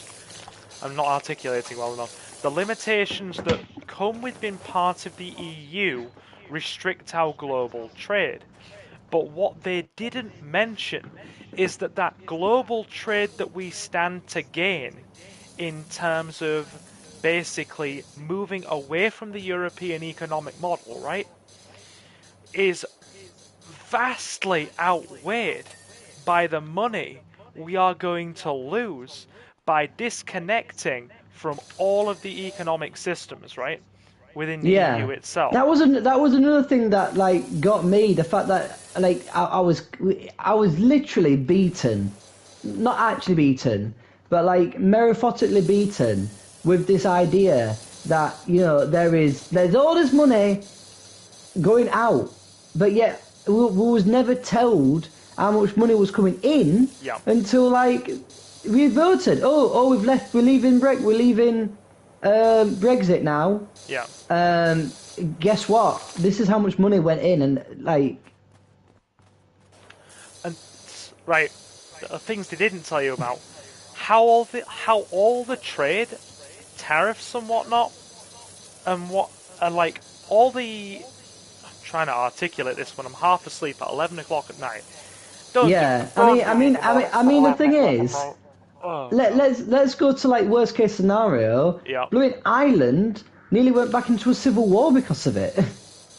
Not a civil war, but it definitely. No, that is a vast overstatement, I'm afraid, but it caused major political problems in Ireland because the crux of the Good Friday Agreement is totally built around us remaining in the European Union.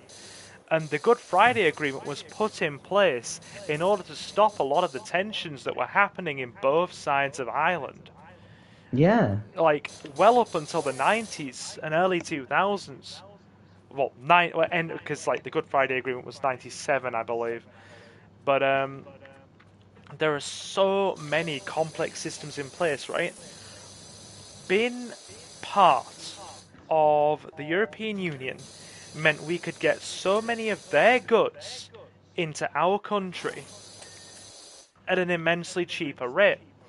And now, if you've noticed, the price of meats, cheeses, oils, foreign groceries, that kind of thing, they've all gone up so much because those trade agreements were allowing us to bypass standards checks, bypass import checks, bypass additional tariffs and expenses that we now have to pay being outside of the European Union.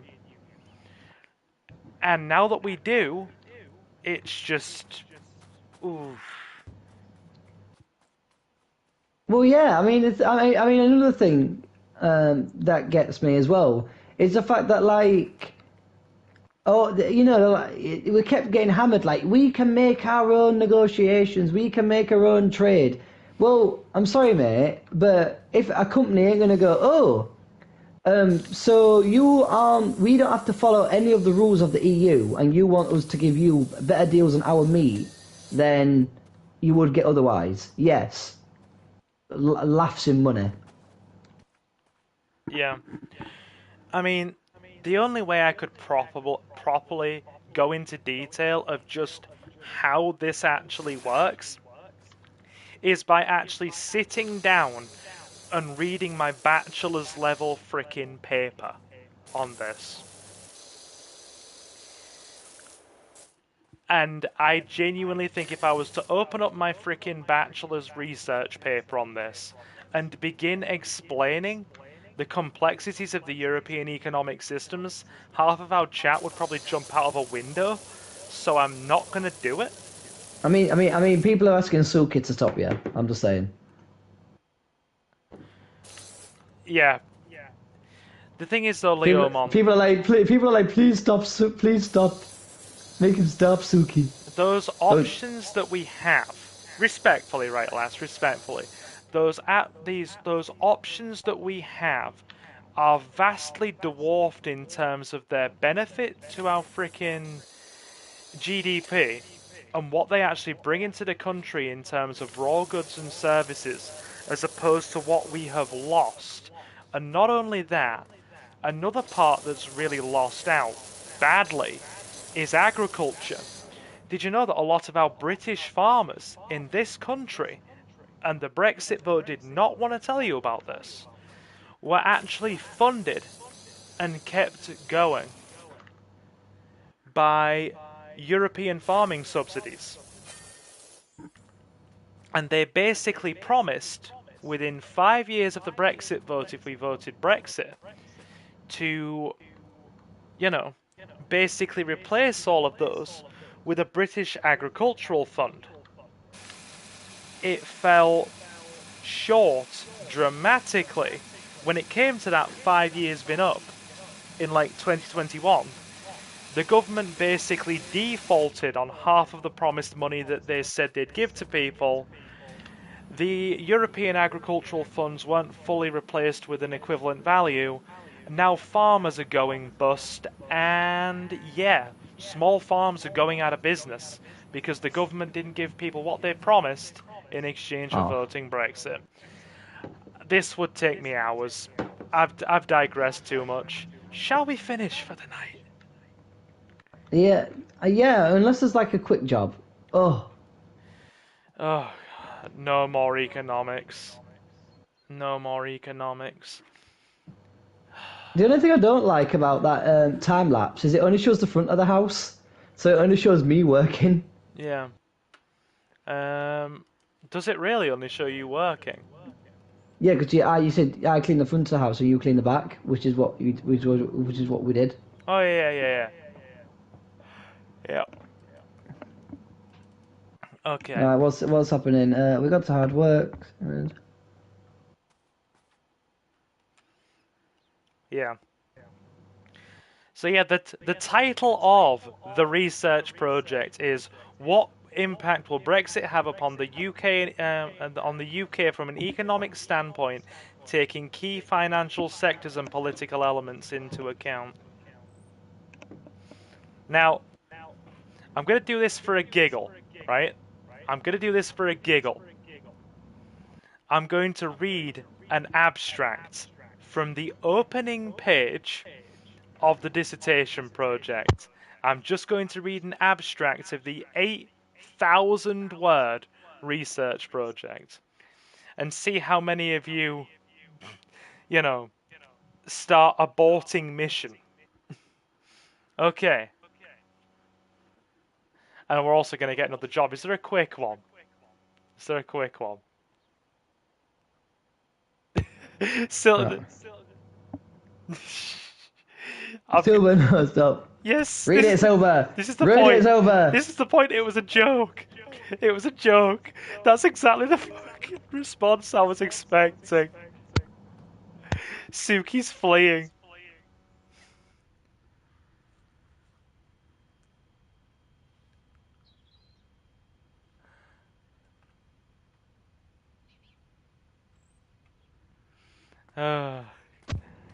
All right. She's fleeing. Oh, are you not reading the excerpt? Do you actually want me to read the abstract from my economics dissertation? Because I will. You want me to? Yeah, it does like the synopsis, like the opening statement. Silver, come on, like don't tease me like that. Okay. Like, come on, like. Since you asked, since Jonathan specifically asked, chat, you may blame Jonathan for this. Blame me. Ha ha ha ha ha ha ha ha. You start power washing, I'll start reading, and then we'll end after this. In order to answer the abstract. In order to answer the key question of this piece appropriately, an underlying understanding of several core concepts has been derived in the opening segment of literature review. For clarity, these concepts are Brexit itself, what is entitled therein, and furthermore the concept of economics. These were researched in order to better understand the financial sector and how world affairs or national phenomena can impact upon finance. Secondly, an insight into Brexit's potential impact upon several crucial sectors within the national level economic sphere has been considered through analysis of available information. These include the retail industry, focusing on food, the automobile sector, the airline industry, alongside an in-depth analysis of the potential trade agreement routes the UK could take on a wider economic scale and their perceived impacts. An in-depth analysis has been conducted through the review of literature using all available sources and links to provide statistically sound arguments given the current and transient state of Brexit. This has been done to ensure beyond doubt. Stop breathing like that! Give me more politics. Go on. Go on, I'm nearly there. Give me more politics. Oh, you mad bastard! Oh, my lord, you've killed me. I'm dead. Stream over. Streamer has died.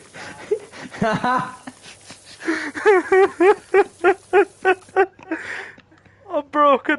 I can't breathe. I need a second chat.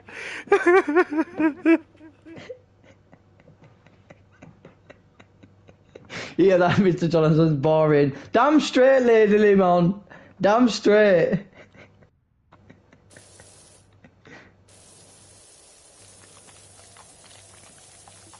I wasn't even done reading the abstract.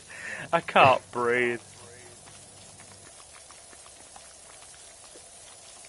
Have you seen the chat? It's quite amusing.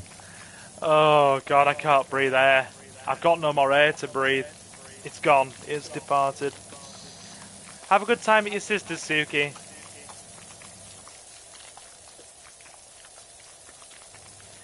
Oh lord. I cannot breathe. Breathing. That actually knocked the air out my lungs, Jonathan. I'm not even joking.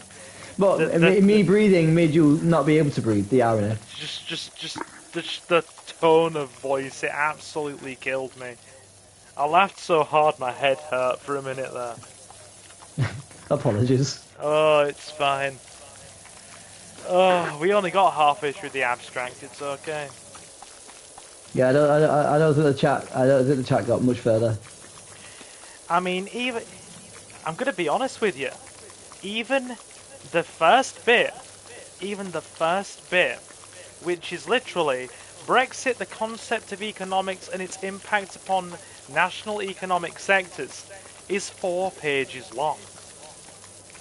It's literally 4 pages long. Well, you might have to send us a copy of that one day. You want to read my bachelor's dissertation? I mean, do you know what, mate? If I could find my bachelor's dissertation, I would read you mine. Well, no, not my. I didn't do a bachelor's. I did my BA honours degree. Oh, I did BA honours as well. Well, you have to do a BA honours before you do a bachelor's, don't you? All the way around. BA honours comes afterwards. It's part of your bachelor's. Oh, I never did a bachelor's. I did GCSEs, BTEC, and then BA honours. Well, I started on foundation degree, and then went on to a full BA honours, and then I went back for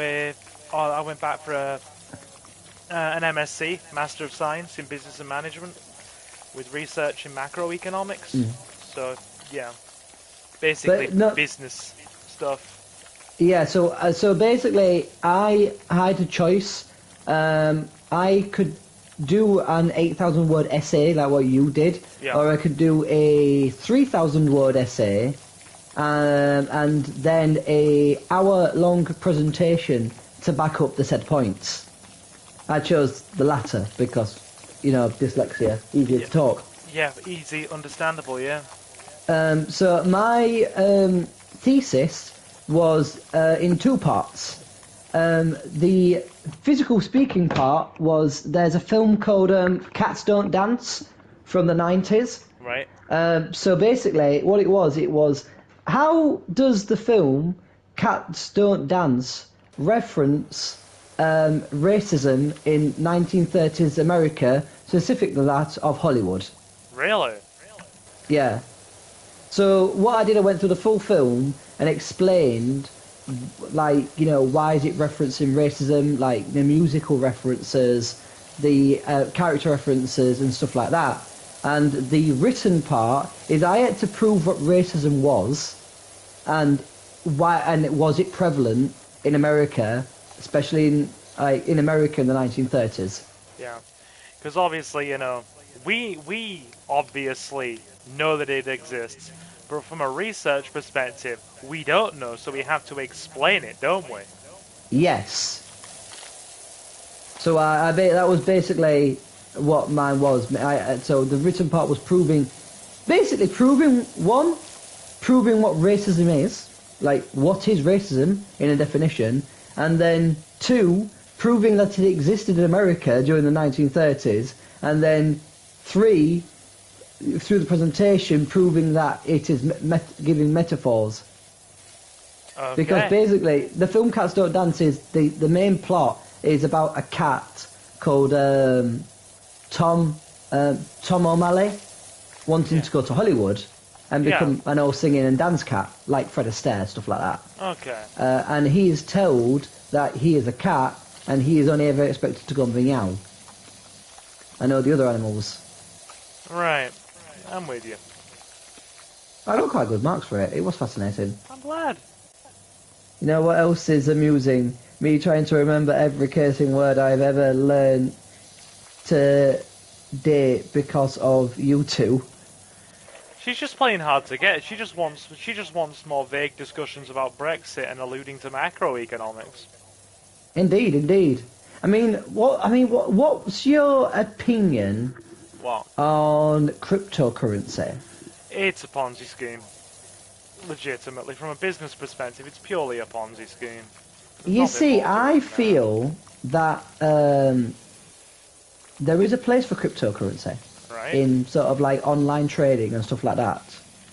But I feel that the main reason why crypto was ever sort of like invented is it was basically told that because it's not linked to physical gold, it's actually better for the environment. Right. And what it's actually done is the opposite. Why am I not surprised by this? Because the amount of power required to power these super PCs to basically mine is cause like there's Is this to do with all this blockchain crap? Yeah, I the thought block, so. stuff with the blockchain. But the issue is there's now like there's an old fallout bunker in Russia that used to be a nuclear fallout testing facility. That is now a mining facility for cryptocurrency where You're you can kidding me. rent a server, and it produces so much heat. The heat's obnoxious. Like, I we're mean, talking more than enough to cook a fry up. basically, there has been occasions in America where people have lost power to their areas because someone's opened a mine and it's using that much power, it's short-circuiting the transformers in the area. Yeah. Have we got a Yeah. have we got a ladder? Yeah, the ladder's by the garage. Cool. What did Oh, Space Ghost said something, but it blocked it. you can go into your settings and change your settings to live chat, and it updates everything. Okay. Give me a sec. I keep forgetting to do that. Space Ghost, as one director once said, the man who has no sense of history is like the man who has no ears or eyes. That is yeah. Yeah, he's right. Accept that. I can accept that. Oh, dictator. I thought I read that Dictator. as director then. Oh, by the way, Silver, what's the story for this one? No, I haven't looked. Give me a minute. Dun, dun, dun, dun, dun, dun, dun. Cards on the table. We live at the old house of Esther Death, the eccentric actress who played the Wicked Witch in the classic movie and vanished mysteriously in the national park. We all know the rumours surrounding the place, but we also know that we've picked up an absolute bargain. We don't mind if the furniture moves around a little. That's just next level feng shui. Oh, sorry, feng shui. But the grubby exterior is really getting to us, and all the other power washers in town are too scared to set foot in our yard.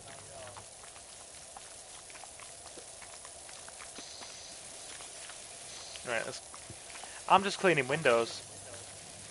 When I'm cleaning windows. Why did I have a feeling you'd do a George Thornby? When I'm cleaning windows. Cleaning windows. Because George Foreman is a classic. Yeah. Oh, it was. Oh, dictate. Oh. It was that one.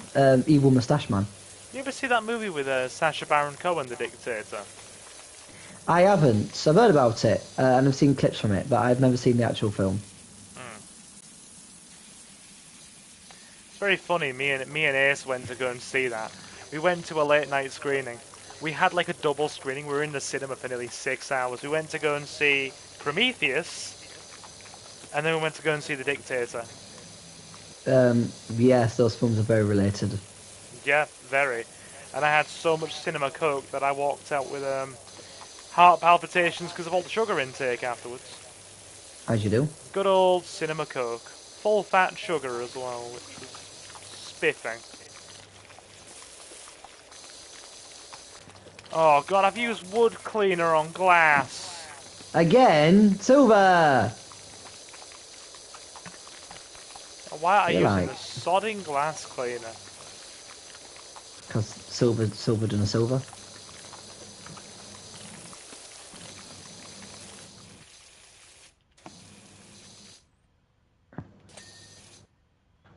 There we Oh my go. god,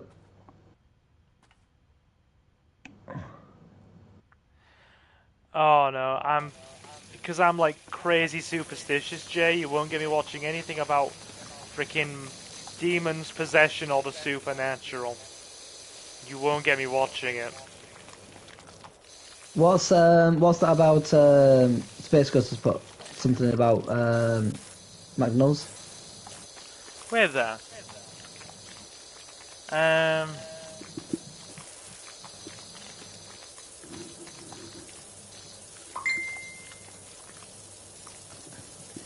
In in a sit-down restaurant, I'm fine with tipping the waiter or waitress, but at McDonald's, let's say, you don't need to tip to press buttons on a computer.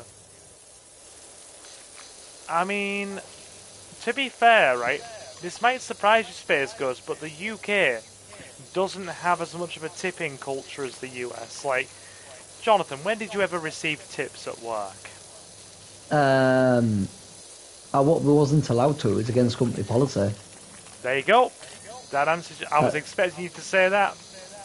Literally, the only time we ever accepted money was when like a woman came up to me and literally like forcibly like thrust money into my hand and then walked away, and I was like, okay, because like we could legitimately like get like in trouble for it. Because even if our manager like was there and saw the entire interaction and like heard the full interaction and everything, it would still be classed as stealing from the customers. And that's why it would against my policy. It's actually quite fascinating how you have to explain this to a lot of Brits. You have to actually explain America's tipping culture in the service industry to a lot of Brits because they just don't understand it. And that's like, I'm not saying like you don't understand it, I'm just saying that it's because we don't commonly have a tipping culture in the service industry and that kind of thing. Like, you don't give your taxi driver a tip. Most of the time you don't give your freaking fast food workers a tip. You'll occasionally give a restaurant a tip, but that's about as far as it ever goes. I don't give like big food chains. I don't like to give local businesses. I will give tips, but that's about it. Yeah.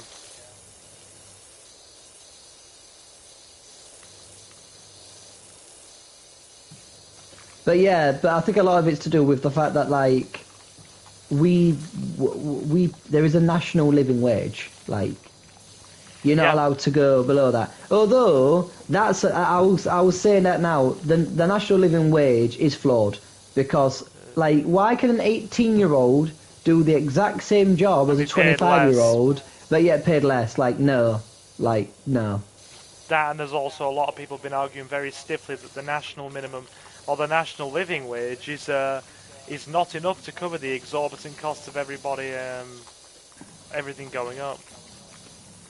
Well, the national living wage and the national minimum wage is lower than the living wage.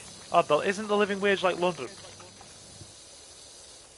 Like, yeah, something like that. Because like because the cost of London is so exorbitant, they've got their own wage bracket, haven't they? Yes, I think they do. I think you are correct.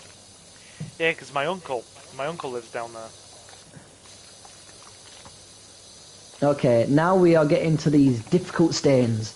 So like the stains here that are not coming off with the standard power wash, I'm having to get like the really, really fine tooth comb one.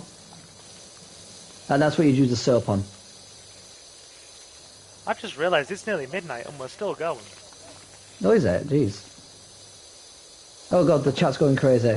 What is going on in the chat? Sit down, something. Okay, I deliver you a new roof. Tip, please. The Shining is the goat. I've watched The Shining. I think that's one of the only ones I have watched. Although I don't remember a goat in The Shining. You gotta watch The Warriors and the Wanderers. Did Suki just text me? Yes, she did. Yeah. If they have to tip jar, I will give change back. Yeah, I do that. Let's say a small coffee shop, not a corporate like Starbucks. Sure, tons. Yeah. Scum, blood is blood. Out for something. Big chain places don't need to tax me to sit down for their... Yes, agreed. Why do I pay more money to sit down in Greg's when... I don't bloody understand that. Yeah.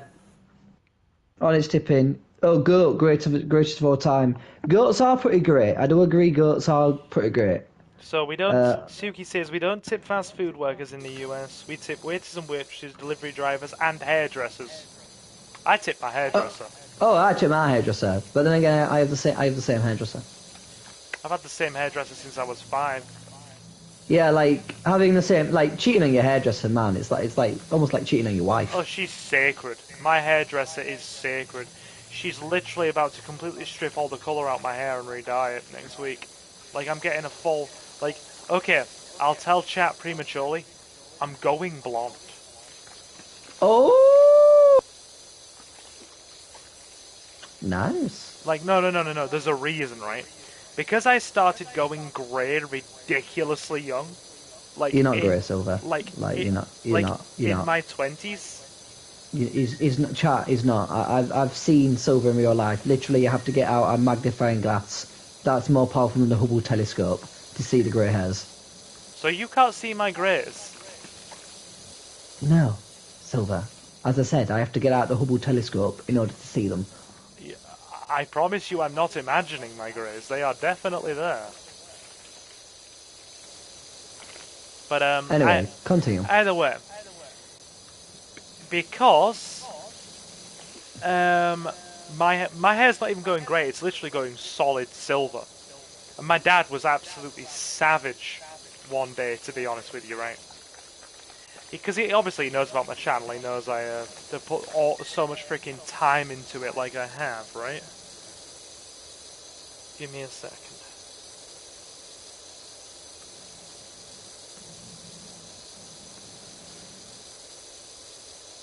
Silver's a... Sorry, Suki's texting me and laughing at me. Meanie. But yeah... Boo! Boo, Suki, boo. Well, no, basically, because my hair it's not even going grey, it's going solid silver. And I've been dyeing my hair since then. And I've been dyeing it like only a couple of shades away from black. When the greys do come through, they come through like really noticeably. So my my hairdresser, when I last saw her a few weeks ago, we went through the colour chart and I said, is there any way we can make this less noticeable? And she said to me, if we look at the colour chart, your hair isn't actually brown. If we look at the colour chart, your hair is actually, naturally, one of the very darkest shades of blonde. Instead of actually being freaking brown, per se. Because I always thought it was like a very light chocolate brown. She's like, no. It's actually on the actual hairdresser's colour chart, the lightest, or the darkest shade of blonde. So she got out the Dulux colour chart, yeah? And she decided that what will definitely make my greys less noticeable is if we strip all the dye out of it. So I'm gonna have it stripped down next Friday. It's gonna take several hours to strip all the layers of colour out, back down to my natural hair colour, and then we're gonna re-dye it like a very dark blonde. Like it's basically gonna be a dark blonde. Like I said, not brown, but like one of the darkest shades of blonde. So being in this weird place between like being a super light brown and ever so slightly blonde, and then all the silver hair coming through shouldn't be as noticeable because my is that before or after your travels? Give me 1 second. My Suki just pinged me. 1 minute.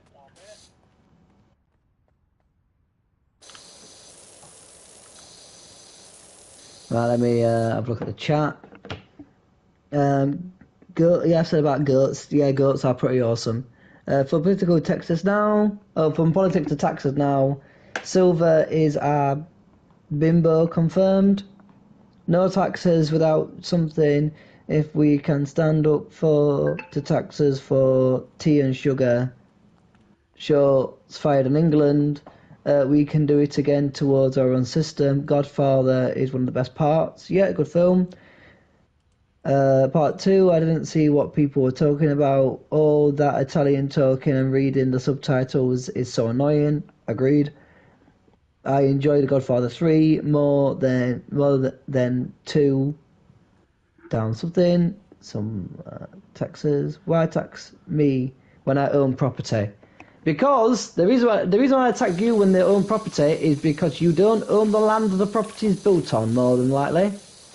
That, to my understanding, when people own a property, they own like the physical structure and everything that runs that structure, but the actual land that the structure occupies is probably owned by some local lord somewhere. So if you wish to own the land as well, you will need to contact their descendants and go, I want to buy this plot of land off you. And a lot of the time they'll just go, yes, we will take that nice influx of money.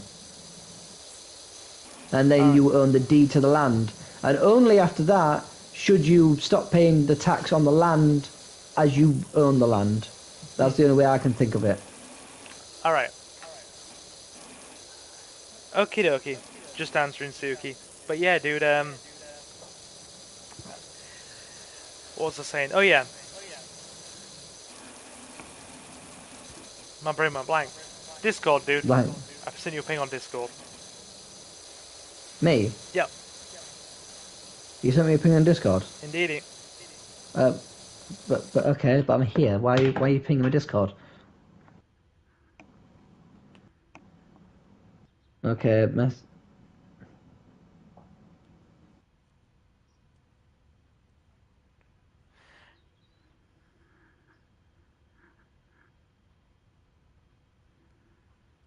Oh. Okay. Yeah. But to answer So anyway, to answer your question, just very quickly, before to answer your earlier question.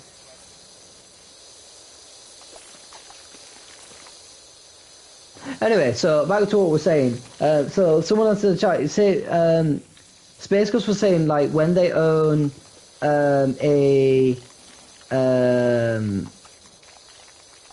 like when they own a property, why are they still paying tax like on the property?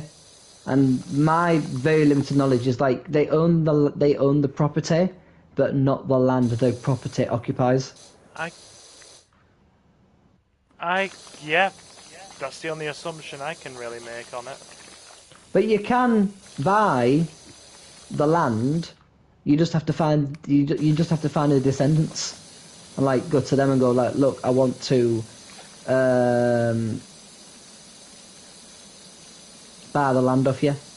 So my family owns it. Yeah. We've had so many digressions tonight as well. Yeah, it's been quite a good talking point. Certainly has. Shall we wind it down in the next few minutes though, because it is literally almost midnight. Yeah, I mean, I'm happy to, I'll just keep power washing to the end, mate. That's alright. Because in our many digressions, we've lost track of time, haven't we? I believe we have, yes.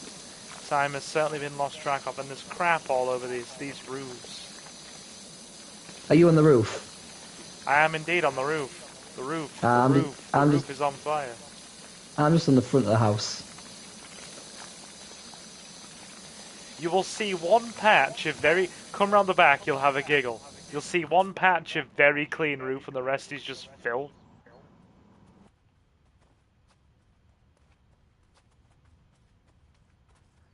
Over here, dude. Okay.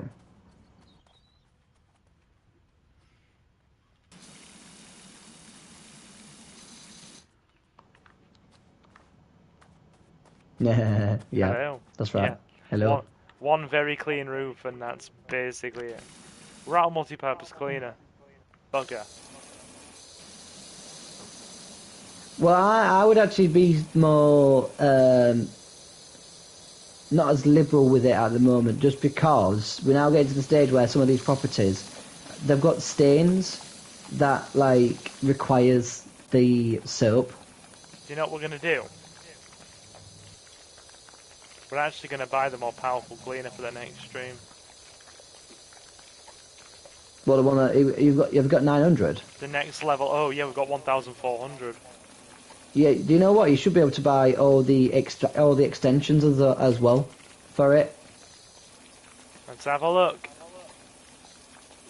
It's essentially it because I've been using it. When you do the bonus missions, it gives you like a cleaner to use. Oh yeah, I'm with you. So I've been using it. It works exactly the same, but it is more powerful. So it you can fire dirt from a further distance and stuff like that.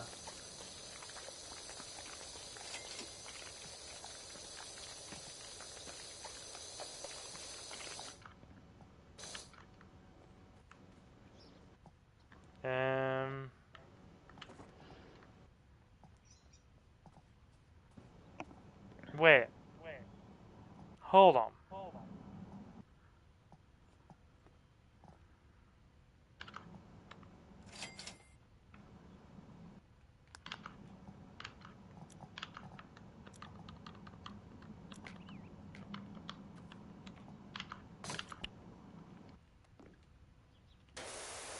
Oh, this thing looks more powerful already. Oh, it's way more powerful already.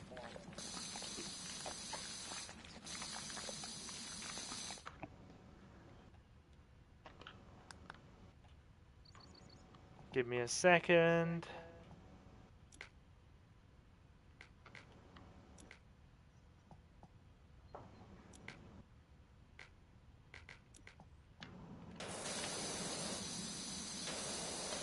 Oh yeah, this thing melts through the more tough stains. Get the really big gun out on it, the one I've just bought. I've ordered it, mate.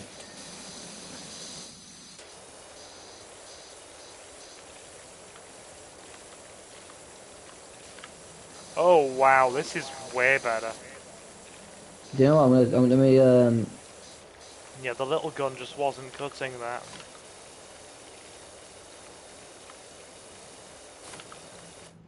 Anyway, yeah, my eyes are getting sore. We're probably going to have to call it a Oh night. yes, all that dirt that I was really going to need soap for. It's just gliding gets, through it, isn't it?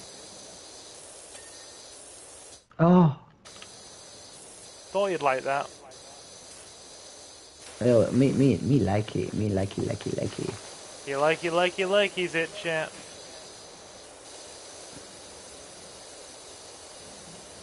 Literally, the only thing you've got left to build now is the super long nozzle and the We've got the soap soap extend. We've got that. Oh, have you? Yeah, we did. Oh yeah, you've got it. Yeah, because I've not got access to the soap extender on multiplayer. Have you not? Well, no, because I could just, it's a finite resource, isn't it? And here I have been squirting soap around like a lunatic. But it's your soap. You can use it how you want. You heard him, chat. I can squirt my soap around with abandon if I wish. But like, could you imagine if you were like you went on like, could you imagine if you went on multiplayer, and like you were playing against like a rando, and they were like, do you know what? I'm gonna be a douchebag and just waste all his soap and just squirt his soap everywhere. I think that's Gonna squirt your soap everywhere. basically. Yeah. I think that's why it's probably been done. Probably.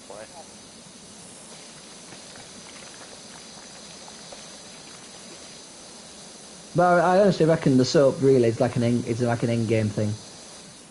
You reckon? I also reckon it's for like the challenges as well, because there's challenges where it's like use as little water as possible. So obviously, if you do like a challenge and just use all soap, it's going to be like a lot quicker. How the fluff are we gonna get on top of this roof? It's massive. The ladder. Like no, like on top of the roof that I'm on here.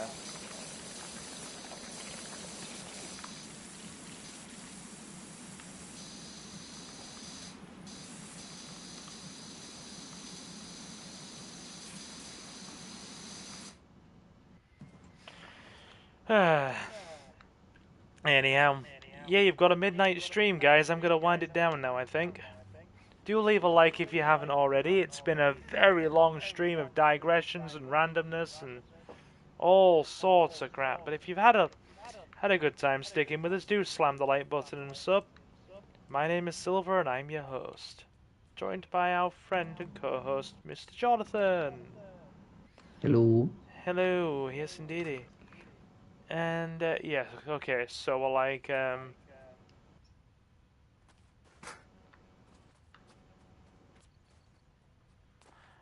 30% of the way through this house. Yeah, we're like 30% of the way through. Are you trying to position the ladder there?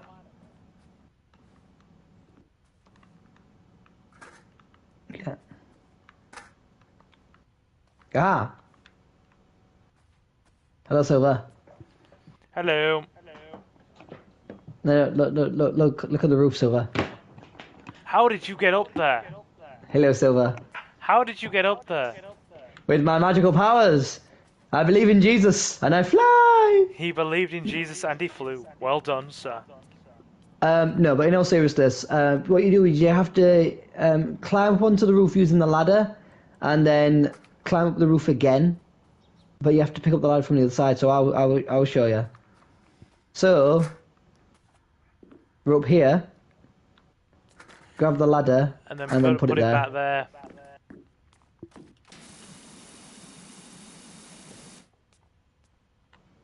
Hang on.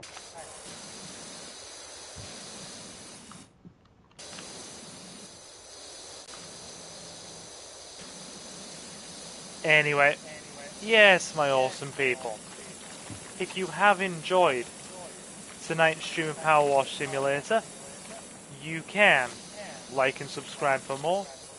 My name is Silver and I'm your host. We play a lot of GTA, Resident Evil retro games, and all kinds of other stuff that people just seem to enjoy swinging by for. So if you have enjoyed yourselves, do feel welcome to like and sub. I've probably gone round in circles twice with that one. Yeah. And if you enjoyed the political talk, please come back. I know you were absolutely thrilled to have that content here. Yeah, absolutely. Absolutely. Yeah, they really want that macroeconomics, dude. But there's a lot of bad shit on this room. No, if you are a fan and you want to be kept up to date with everything we do here, you can follow us on Twitter or X at Silver Gaming Network, or by following the handle SilverGaming01, so you always know when we go live and you never miss out on a stream. Please do follow us over on Twitter because we are one off having 100 followers and it would be appreciated. To those of you who want to support us even more than you already do, you can follow us over on Patreon. You can become a silver patron for £2.50 a month on Silver Gaming Network at Patreon. And every single... I've done that the wrong way around. You can either head over to Silver Gaming Network on Patreon and become a silver patron for £2.50 a month. Or you can hit that big red subscribe button on the channel for £1, or join button for £1.99 a month. And every channel member and silver patron gets an exclusive shout out at the end of every live stream pre-recorded Let's Play part.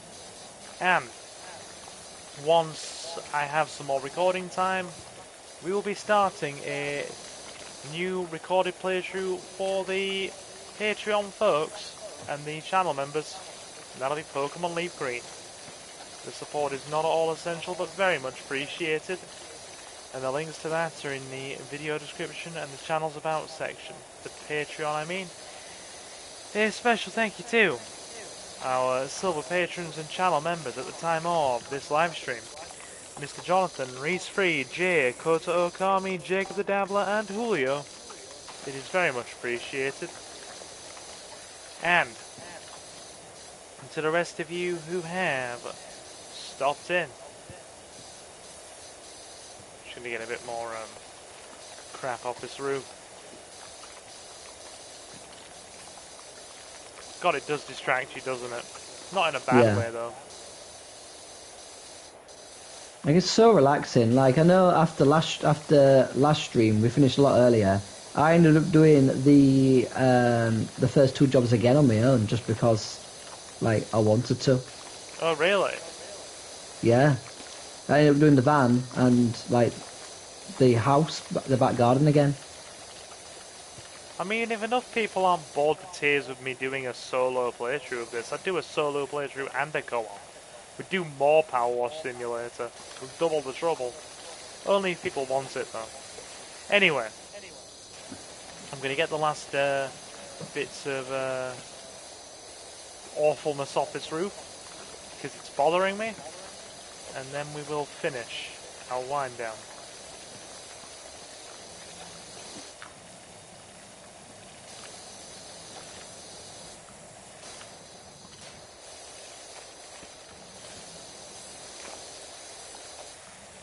So the issue that I have here.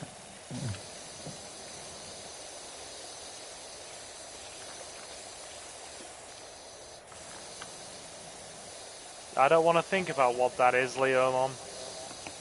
I really don't. Look. All the garbage on the roof and how awful it looks.